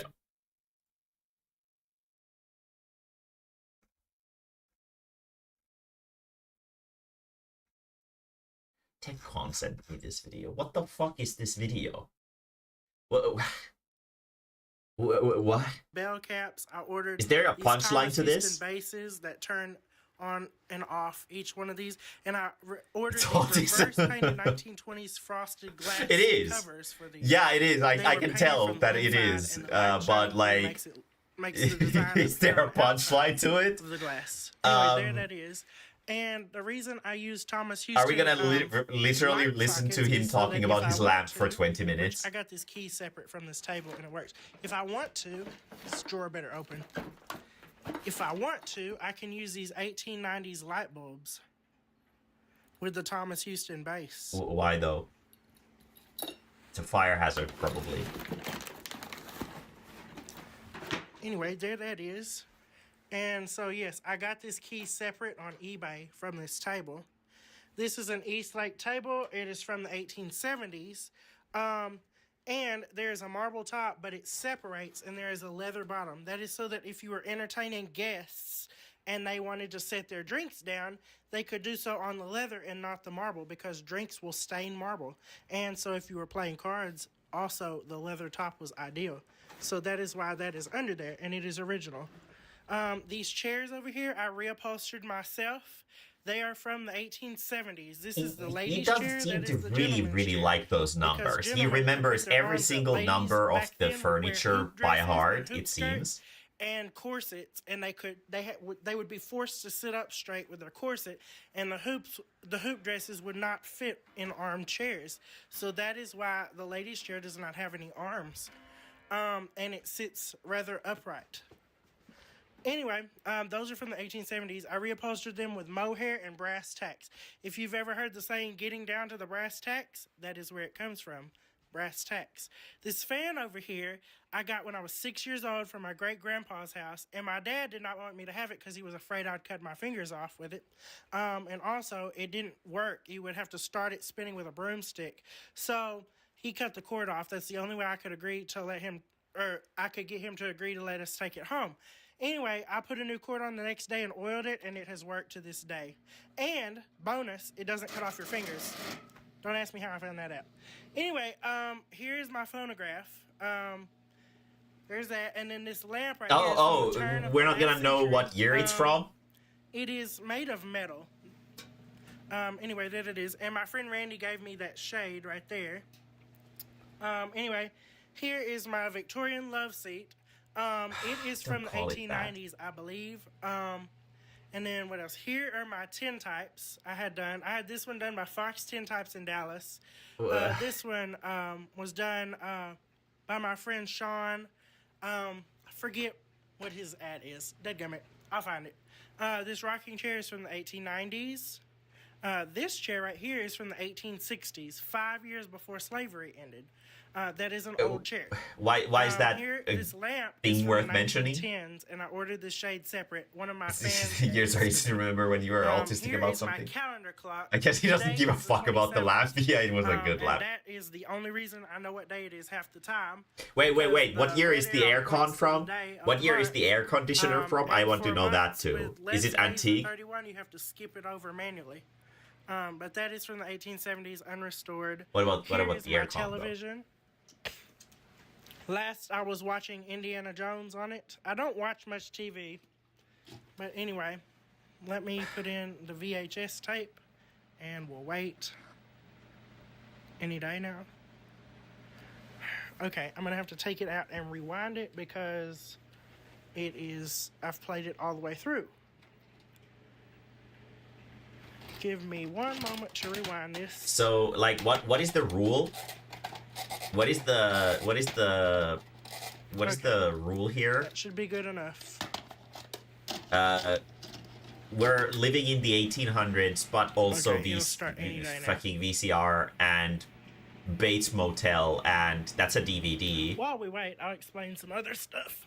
Okay, so That's this a painting of DVD. me, was painted by Sam Bennett Art in Europe, and it was mailed across the ocean. Here it is. My name is Henry Jones, but my friends Oh, that looks call me great. Indy. For more than 90 years, I've lived the adventures of a lifetime. It all began in 1908 when my mother and I joined my father on his lecture tour around the world. Anyway, there it is. Okay, let's do that. Yeah, but he has They DVD listen- player too, though. Okay. He has DVDs on the table. So, let's So that's see, probably this not his radiator- only I TV. mean, radiator. This radio I'm working on restoring, so you notice the insides are not in there.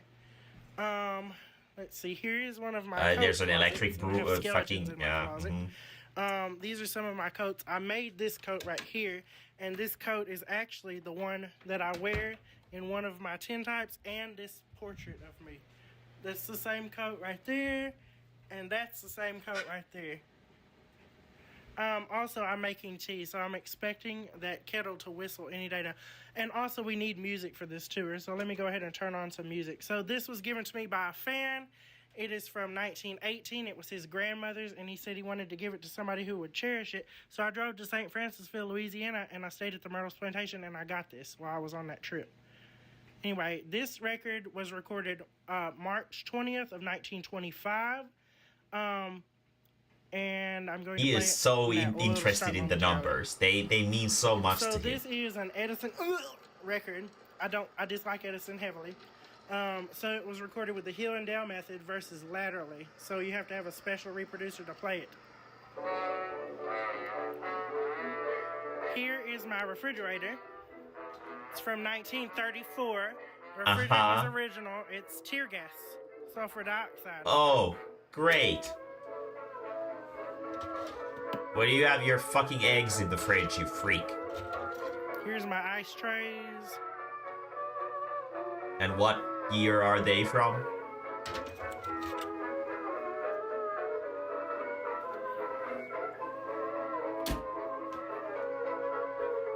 So here is my 1917 Hughes electric range.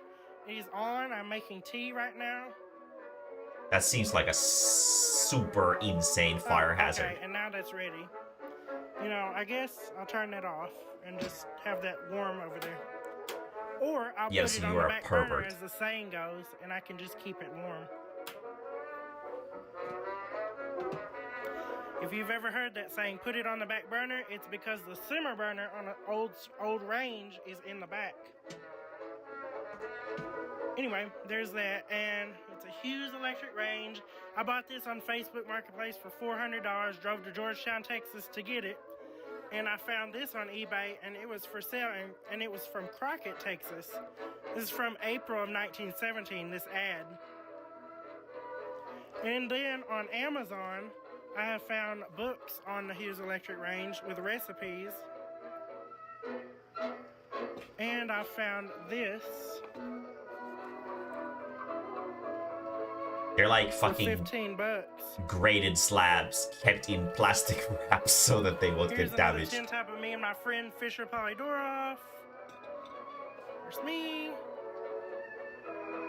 He has a lot Anyway, of pictures here's of one of my himself on his posters. shelves. Here is my waffle maker.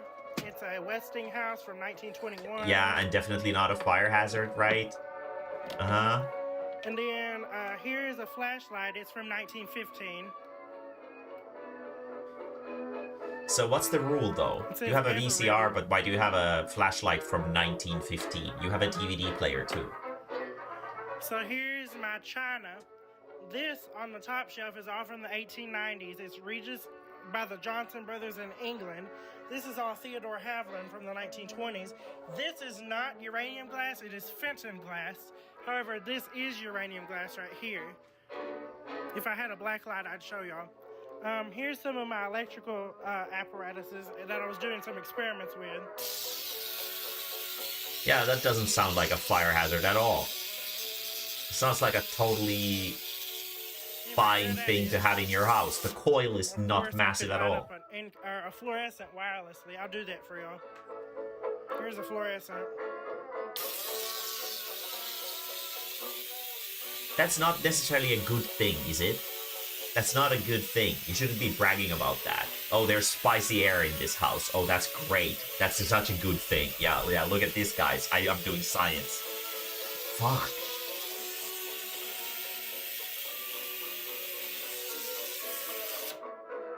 Anyway, there that is. Record's almost over. I have some connecting rods and piston rings on my table because tomorrow I plan to fix my Model T truck.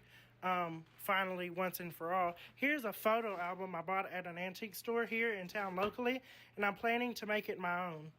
Just pictures of himself. Anyway, there that is. Oh no. Is this on?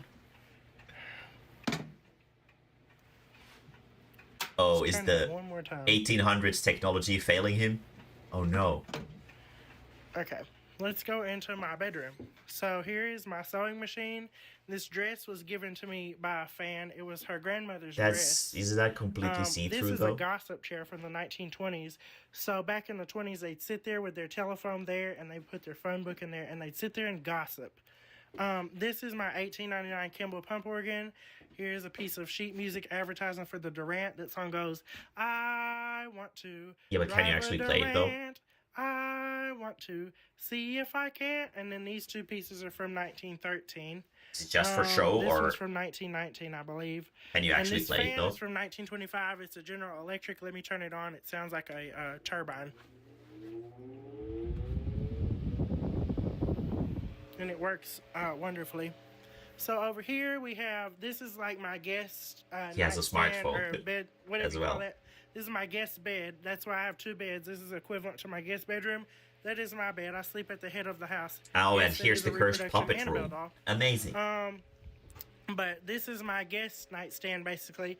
Here is an old-timey hair curler. This thing is plugged in. You just flip this switch and it'll turn on. You'll see it spark. Okay, it didn't spark, but, I mean, it's plugged in. Let's see. So are we doing another Yeah, fire no, it hazard didn't spark. to Anyway, curl there's hair? that. This is one of those things for finger waves like the flappers have. And then here is a pocket watch advertising for my Durant as well. It says Durant on it. Let me get it in the light. Or better yet, I'll turn on my flash. There it is. And it does work. It's from 1929. And then here is a hot comb right there. Here's a hairdryer. That is definitely a fire hazard as well. See those sparks in there? That's fun with hairspray. Oh my Those god. are the motor brushes. And it's full of asbestos. Anyway, fun. Oh. That's He sounds that. he's so I excited bought that about at the fact that Hobby it's Lobby. full of Those little rim, I asbestos. assembled that. Anyway, this was given to me by one of my friends. These two chairs I bought at the local antique store for $275 for the set. This thing is 500 pounds, and I hauled it up here by myself. This Why? is a cloud steam radiator, so basically it connects into gas, and it's a boiler and a radiator in one, and you have to keep it full of water right there. Yeah, but why though? And I like that because in the winter it's not dry heat, it's wet heat, humid heat, so it doesn't crack your nose. This nightstand or dresser and this bed and this table are all from the 1870s. They are Victorian Eastlake. And They who were given sleeps to on me them? by a fan in Eastland, Texas. And I drove there and got it. These two chairs right here are Queen Anne chairs, and they were also given to me by a fan. This is an Eastlake chair, and that's the other chair that belongs in the set. They were $15 each locally. This chair right here was $50 on Facebook Marketplace. Has the Why is he original talking of them like they're 150-year-old Pokemon upholstery cards? from the 1870s. Like he's This making trunk some right deals. Here, is, I believe, from the 1920s or a little earlier. Has the original wallpaper on the inside. It was $75. And he's, yeah, I gotta do this for a friend anyway. Let's Yeah, see. he kind of I'll has show you that my kind of bathroom, energy, but doesn't he? Doesn't it? I just realized I've forgotten to tell y'all where I got everything. This right here was one of two. It was $100, and it was an electrified kerosene lamp. The other one is in that closet, and it hasn't been electrified. Anyway, that sofa over there was given to me by a fan for free. I realized I forgot to tell y'all about some of the parlor furniture. So my parlor table in the center of the room, I got for $50 in Tyler, Texas. These two chairs, I forgot to tell you where I got them. Facebook Marketplace, $10. Really apiece. important. So $20 Yes. for the set. The couch was $300. That rocker was a Christmas gift. And this clock was $100. everybody's always like, your stuff must be so expensive. I have never paid over $500 for any single item in here. Yeah, but there's several items that are furniture. several hundred. The fridge right there is all original from 1934. It's a General Electric monitor top refrigerator. I paid $175 for it, and I drove to Porter, Texas to get it. Okay, that is definitely on. I'll just keep that going. And then these wall switches I did put in myself. If y'all have kept up with my videos, you'll have watched the video where I did that. The sewing machine over there was $100. The pump organ was $85. There's so much flammable stuff in this house. Let's go ahead and see my bathroom. So here we are. Of course, I love cats. So the wallpaper is cats playing with toilet paper. And my mom got me this for Christmas. I plan to put it right there. And then this ad is from December of 1919 for Clorox toothpaste. And here is the original bathtub from when this house was built in 1915. And also my shower head that I use is from the 1920s. Yeah, it looks like it. And also I put one of these switches in here. And let's see, did I miss anything? This bed was $50. Right here, I drove to Lexington, Texas to get that.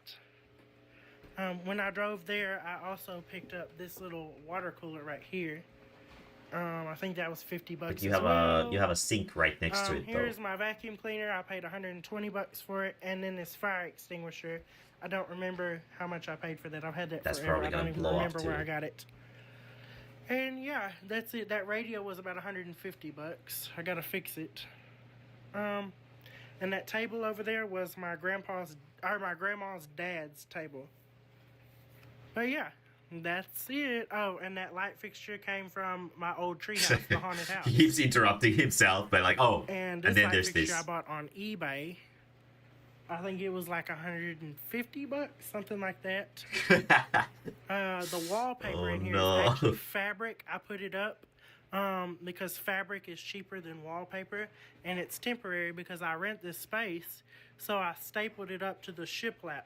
Originally in this house, when it was first built, they would have had cloth, this is original to the house, cloth tacked up to the shiplap, and then they'd paste their wallpaper over the cloth. And the reason they did that is so that when the house would settle, their wallpaper design would not crack. It was allowed to move with the fabric behind it. Here's one of my typewriters. This one's an Underwood number 3. It's from 24, I believe. And yeah, that will conclude the tour. I hope y'all enjoyed.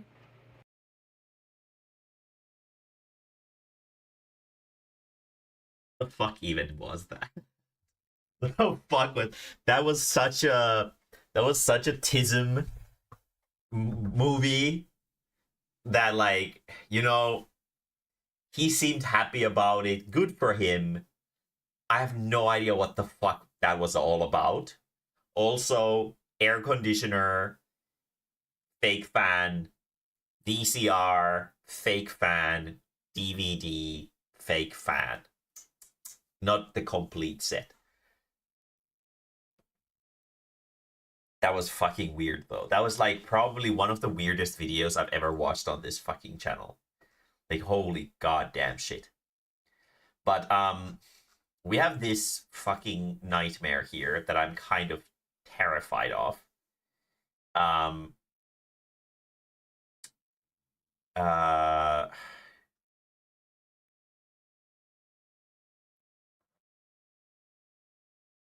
Yeah, let's see where this goes.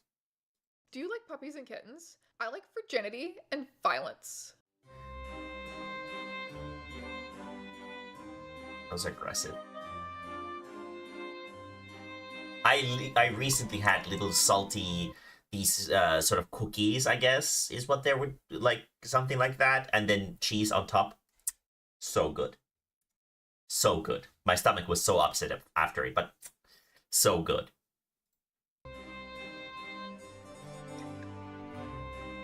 Oh.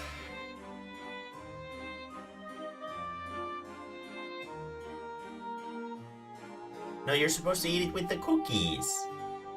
Tumblr has doing always it been wrong. the place for the enterprising philosopher of the internet age to find their people. Warrior Male, Rabid Loving, the Muppet Joker, and now Bethany Rage, known by the URL Hyman Restoration Project. She's just a regular 16-year-old girl from Wisconsin who loves Taylor Swift and fantasizes about restructuring society according to her vision of the one-world feminarchy, an ideal society in which women are the ruling class, men are stripped of all rights but kept around for breeding purposes. Antics ensue. To add to the intrigue, Bethany's interactions with the Muppet Joker seem to imply that she is Yeah, that's a completely reasonable take, and I'm sure it will work out for her. a member of the extended Crokerverse. My curiosity led me to the Feminarchy Discord server, where Bethany offered to do an interview. And who would I be to pass that up? So stay tuned for a talk with the woman herself. But first, a word from this video's sponsor. I don't know about you, but I love being in bed. I love being burritoed up on a cold winter morning with my blankets and my cats on my perfectly comfy mattress. My Helix mattress. It's a Helix mattress this video ad. sponsor, Cool. Helix We're gonna Sleep, skip makes this premium part. mattresses suited to I your want to bed. learn about Paw Tumblr. Patrol fans / stans. People who smoke, including weed. Taylor Swift haters. You are the worst fucking people on the fucking planet. I hate you as much as Hitler and my dad. And she is gay, by the way. There isn't anything you can do about it. BTS / Who is K-pop gay? fans. Nothing against y'all, I just don't like boys. People who hate America. It's the land of the free for a fucking reason. Read a book. Pro shippers, fuck you. Kink freaks. Maybe I'm biased, but piss is She has, weird. like, Pro-life. everything. Fuck you. Hands off my uterus. And finally, last but not least, pro shippers. My pride and power and prejudice comes from the innate divinity of my mental and physical virginity. My flower has yet to form an opening, much like a sealed bottle of Dr. Pepper, and I'm too gay to ever lose my power. If the Bible was This more has to be fake, right? This is such a stupid sentence. This is such a stupid sentence that this has to be like parody, right? This isn't real. This is a 100% parody. politically correct, I'd compare myself to Samson. Sam daughter, sorry. It's honestly a good thing to be a virgin. Having sex Yeah, is this so is definitely stupid. Like, I fake. am not about to go out there and get ruined or pregnant or die. My mom actually told me a story that one of the girls in her grade when she Yeah, was my it's age died from sex. 2024 to. Yeah, this is 1,000,000% fake. Fake. Yeah, this is. I mean, it is so obviously fake that it's not even rage bait. I feel like it's like an ironic take on these kinds of people. No. I don't think this is brain damage because some of these statements are like purposefully funny that are written here. Compare myself to Samson, Sam daughter. Sorry, that's like the fucking gag from The Simpsons, where there was a fucking what was it? It's not an email, it's a female. Like she's doing that joke. She's doing that joke. And my flower has yet to form an opening, much like a sealed bottle of Dr. Pepper. That is such a cancerously stupid statement that there's no way in hell that this is real. I'm immediately saying that this is absolutely It's fake. honestly a good thing to be a virgin. Having sex is so stupid. Like, I am not about to go out there and get ruined or pregnant or die. My mom actually told me a story that one of the girls in her grade when she was my age died from sex. It's fucking scary. I'm staying a virgin and you should too. I think I might break my brother's Bluetooth speaker. He will not stop playing Slipknot. I don't care if it's a reasonable volume. You do not play shit in my home. New, now available over the counter, Plan Brie. Reduces chance of pregnancy after unprotected sex. Great on crackers. Contains 8 servings. Sharing this kind of thing is really dangerous. A woman might accidentally get pregnant and go to the store looking for the abortion cheese, and she won't find it because abortion cheese doesn't exist. What is wrong with you misogynist freaks? Abortion cheese is real. I get pregnant all the time just so I can eat some. Fuck are you talking about? Think of all of the women you could be giving birth to. If those babies could vote, Harris would be in office. Fake feminist. If I ever lactate, God forbid, unless I had recently given birth to a woman, I'm going to make it into fertility cheese to counteract the fucking abortion cheese, which will encourage the birth of women rather than the destruction of them. Please don't post like this anymore. This scared me so bad I almost threw up. Who are you? Who the fuck do you think I am? I like the responses more than the original. Misogynistic dirtbag. There are some real weirdos on this website. Glad to be diagnosed. Normal. Fuck you. Fuck you. I fuck mean, you. Fuck you. You don't if have they a genuinely think that quote-unquote this is kin type. real- You have a baby playing pretend issue. Get a real life nemesis. Get a job. Quit fucking acting like you're fictional. You were born from a hole. Act like it. By the way, you misspelled uterus in your DNI. Uterus. The uterus is my personhood. I hate the smell of men.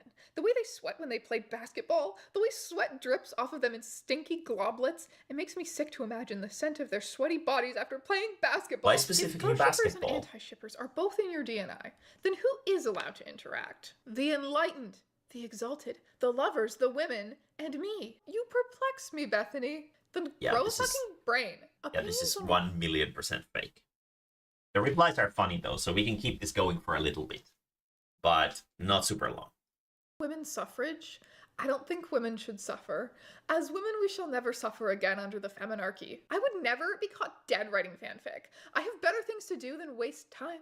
I'm not a weird ship freak. Can I get a hell yeah for normalcy and being normal online? Doesn't matter if you think your dad is Yeah, a this is knight. like so You need to purposefully split him with a brain ironic. cleaner. It's And yes, I will crazy. stand by this in federal court. Bethany, I don't think you should say these things. Bethany, please. With all due respect, I can't tell if no, this is those were satire. like hashtags. Hashtag Bethany, please.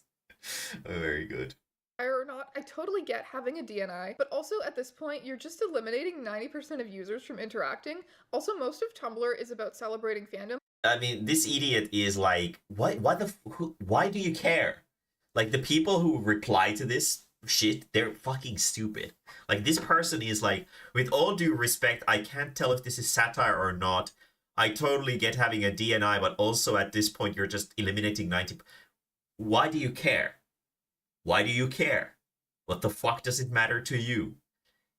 If you are suspecting it's satire, why are you talking about it like it's a serious topic? What a stupid fuck this anonymous idiot is. But all of your posts so far seem to be about being angry and starting fights. I don't think this is your intention, but you were kinda off-putting. Fake feminist. My brother D came into my room again. He said he needs to borrow a pencil. I gave him one of my cheap mechanical ones. I'm fairly certain he's smoking weed out of it. The smell permeates his room. It's obnoxious. And just regular noxious. I hope this teenage cretin keels over and dies or transitions into a woman and stops smoking weed. As a trans woman, I'm not sure if it's a smart idea to suggest that men transition. Most men wouldn't be able to handle the divine femininity. If they tried estrogen, most of their heads would just explode from experiencing emotions and morality for the first time in their pitiful lives. If they die from the estrogenous power, then they die. Yeah, this no is- one ever fucking pays attention I mean, to me. it would be really offline. funny Should I if fucking people crap on the started, floor? like, there Would would that be make my people family who remember I would exist? take this, like, Fuck, actually, leave like, feminarchy, seriously. people actually adore me And the that's way I what the deserve to drama be. is. Fuck. I think it's time I took matters into my own hands. I have left 2 of them on the coffee table. Maybe they'll fucking remember they have a daughter now. Hashtag everybody poops. Wait, I followed you because I agreed with something you said, but like, your blog is genuinely concerning. You took a shit on the table because no one would pay attention to you?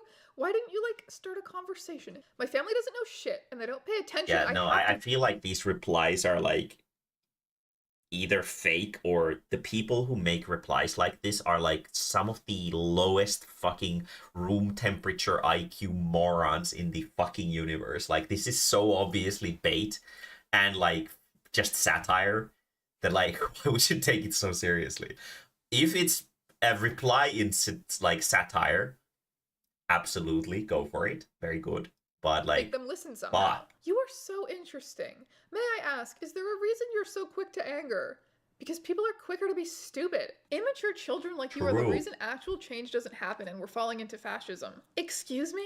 Teenagers could fucking fix the world if you gave them a chance. If kids could vote, Kamala would be in Yannick office right now. If kids could vote, there'd be no war, imbecile. Why are you blaming me for fascism? I am literally a girl in Wisconsin. But do you welcome trans men into your life with love, or are you a fake feminist? Like all men, they will serve in the draft. Cheesecake Factory, garbage dumps, etc. If you ever so much as think about kissing boys, I am mailing you a contraceptive explosive. Stop smoking and dating men! I don't date men, but smoking them? I could never give that up. They taste so much better smoked. Hey Bethany, I just wanted to let you know that I support you. If an extremist like Trump can become president, then why can't an extreme misinterest become the dark overlord of our ovaries? Don't you dare compare me to a man. Fuck off. This ask doesn't pass the Bechdel test. I was questioning whether or not I was a man for the longest time, but reading your blog showed me the error of my ways. I thank you for showing me how wonderful being a woman is, but the thought of transitioning into a man won't go away, and I feel so dirty and naughty for thinking this.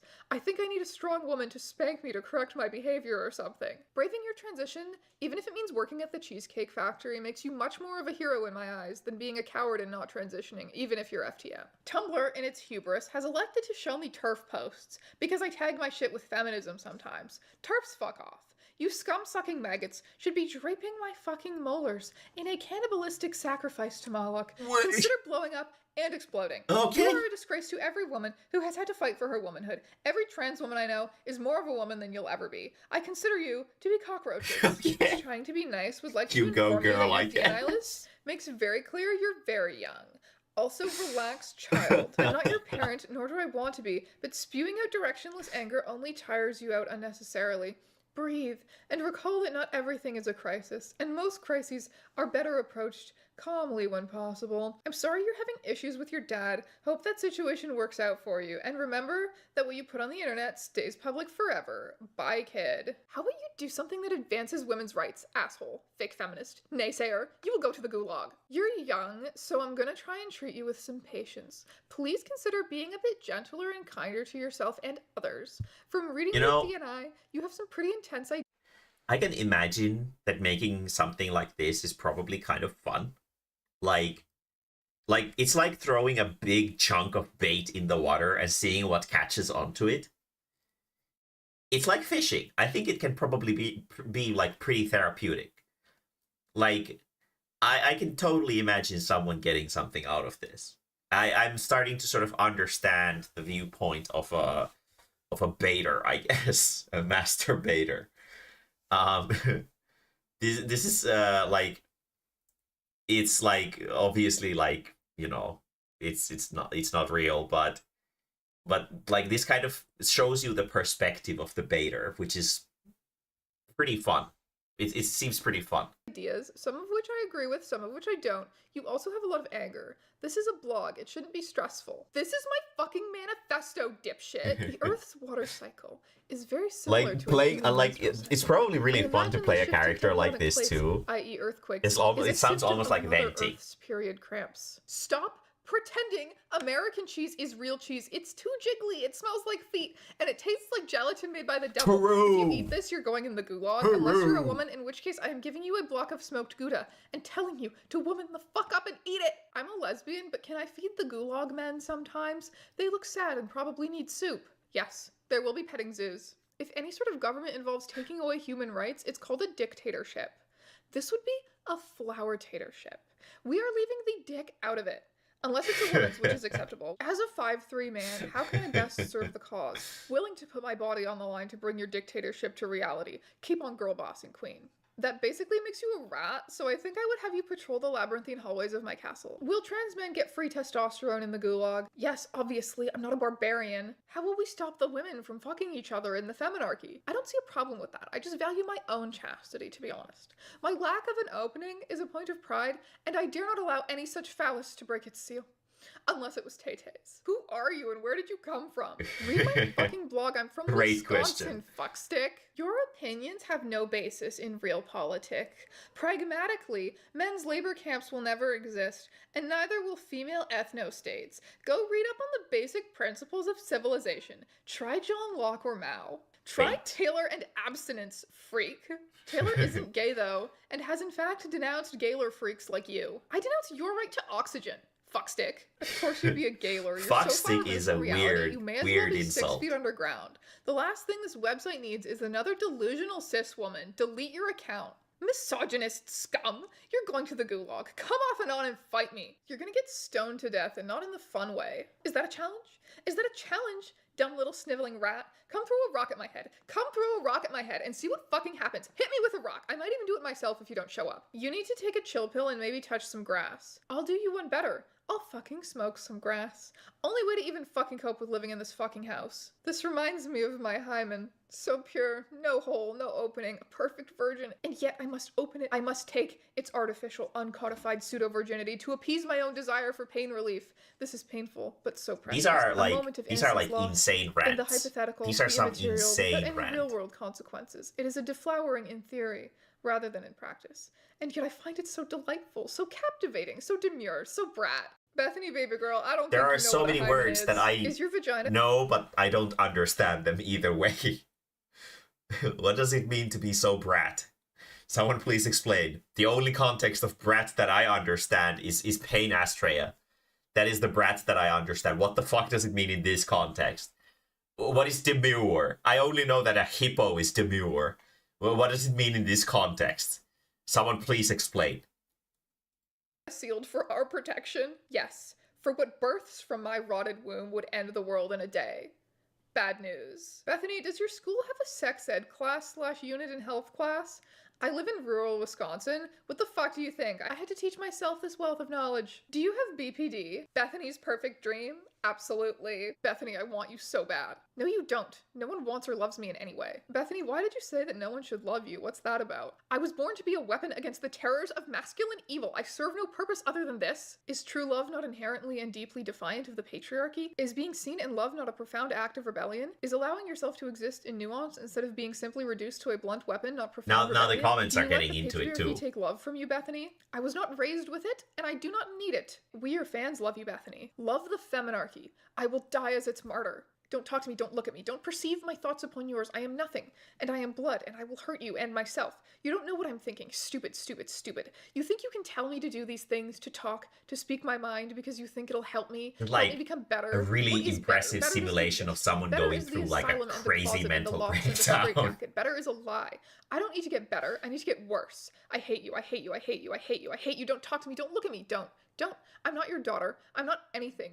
Bury me in pieces so that I may not rise to take you in turn. Don't let me live. You know it will lead to so much worse. Bethany, I think you mayhaps need to go to a doctor for no particular reason. You're wrong, just like my parents, and I'll kill you, like I will kill them eventually, as I am prophesied to do. All I live for is hate. All right, gang. I don't have much time left to decide this.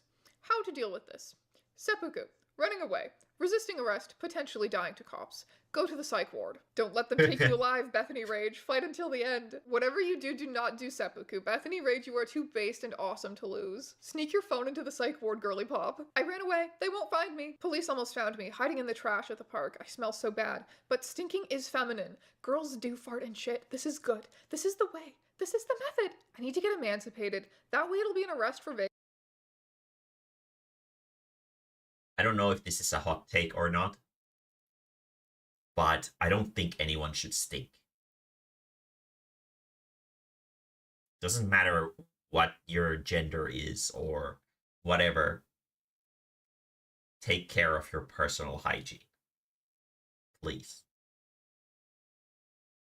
Vagrancy instead of being returned to my horrible parents. Ugh. I checked my brother D's Instagram, and apparently he's worried sick about his sister. I feel sick every time I think about the time I heard him fucking masturbating with his male penis. No shade on the female penis, obviously. And smoking weed at the same time. I hate stoners almost as much as I hate I men. love that Stoners it's are always just covering for the fucking MTF. So thoughtful. So open-minded.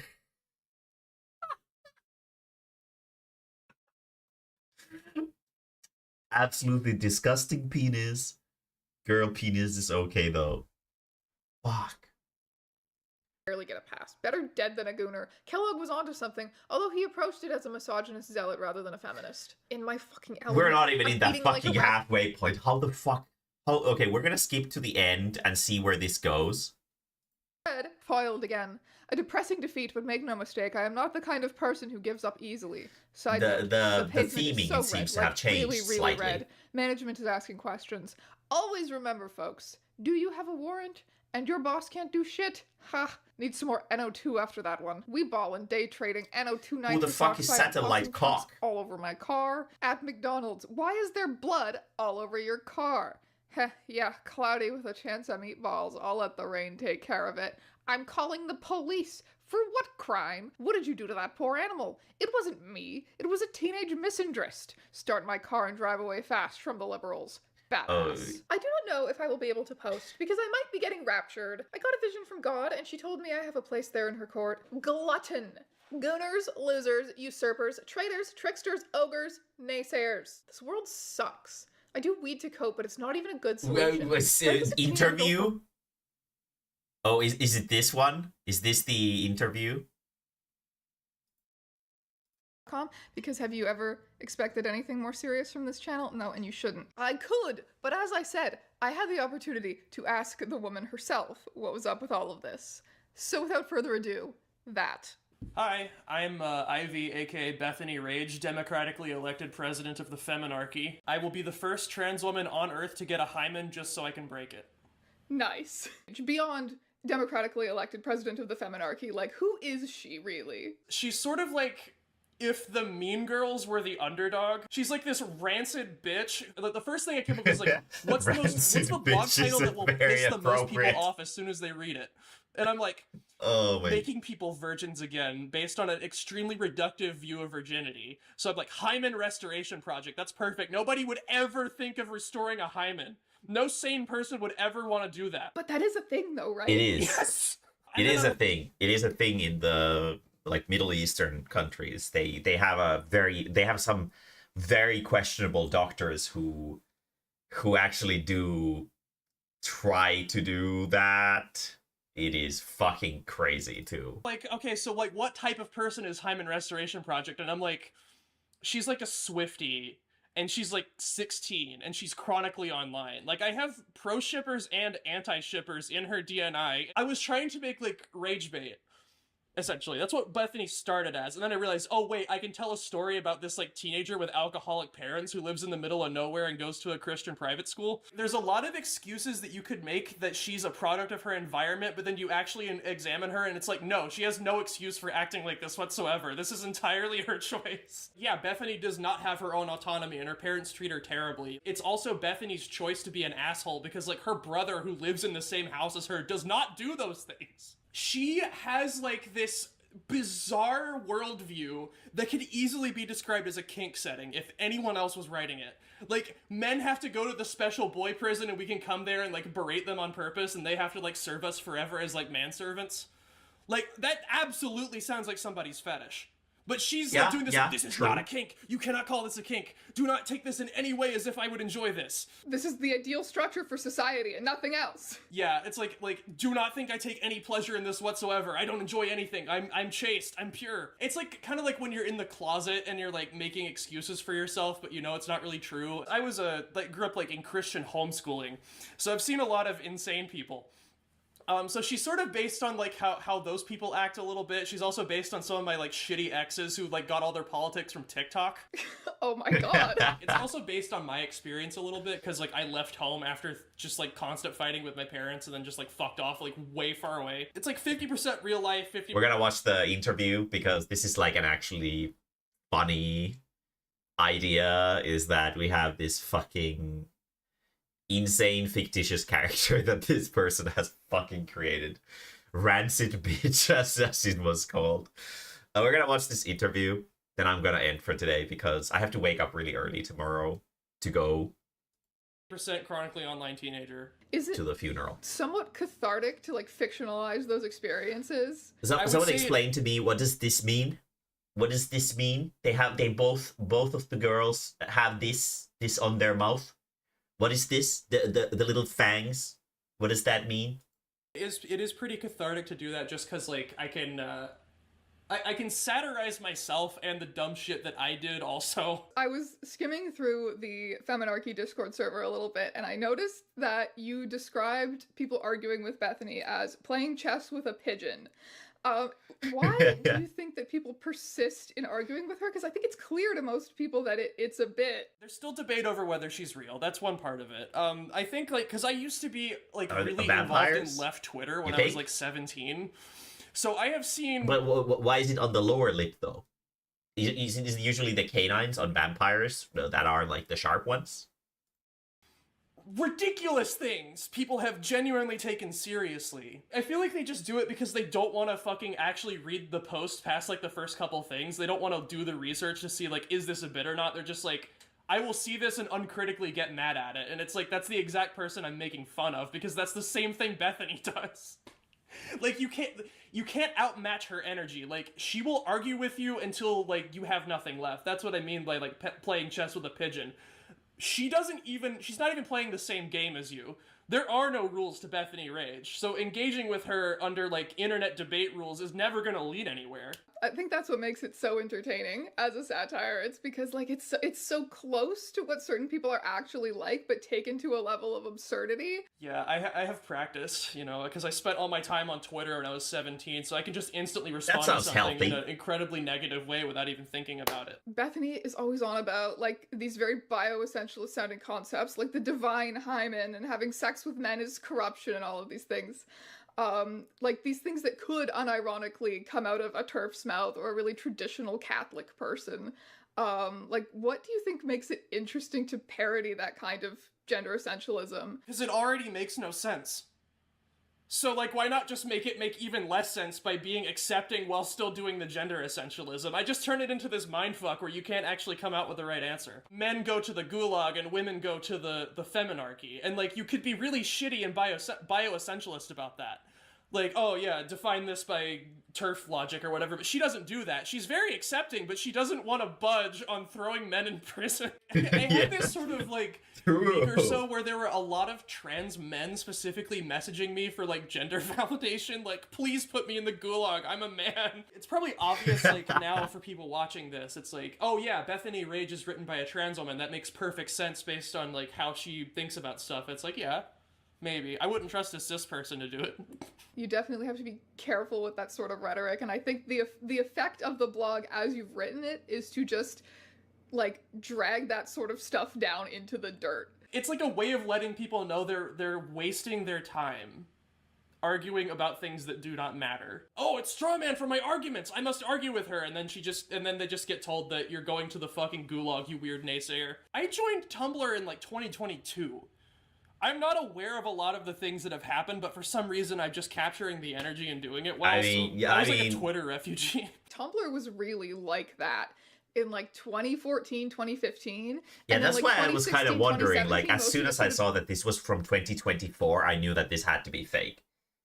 That's crazy. Migrating to Twitter. I got comments on my, like, big pinned DNI post that were like, I can't believe 2014 Tumblr is coming back. And I'm like, huh, did I do something right by accident? That kind of Twitter culture that has informed the way you write, Bethany, originated on Tumblr, I think. Yeah. My other question was, is it somewhat cathartic to be that mean to people on the internet? Yes!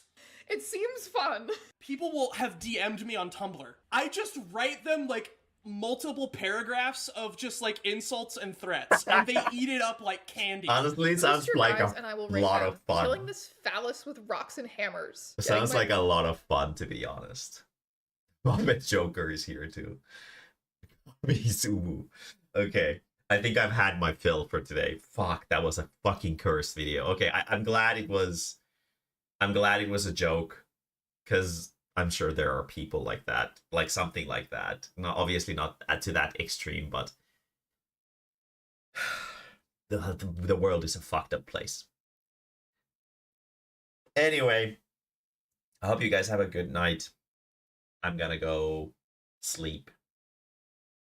I will see you maybe tomorrow after I come home if I feel like doing some Tropical Abyss.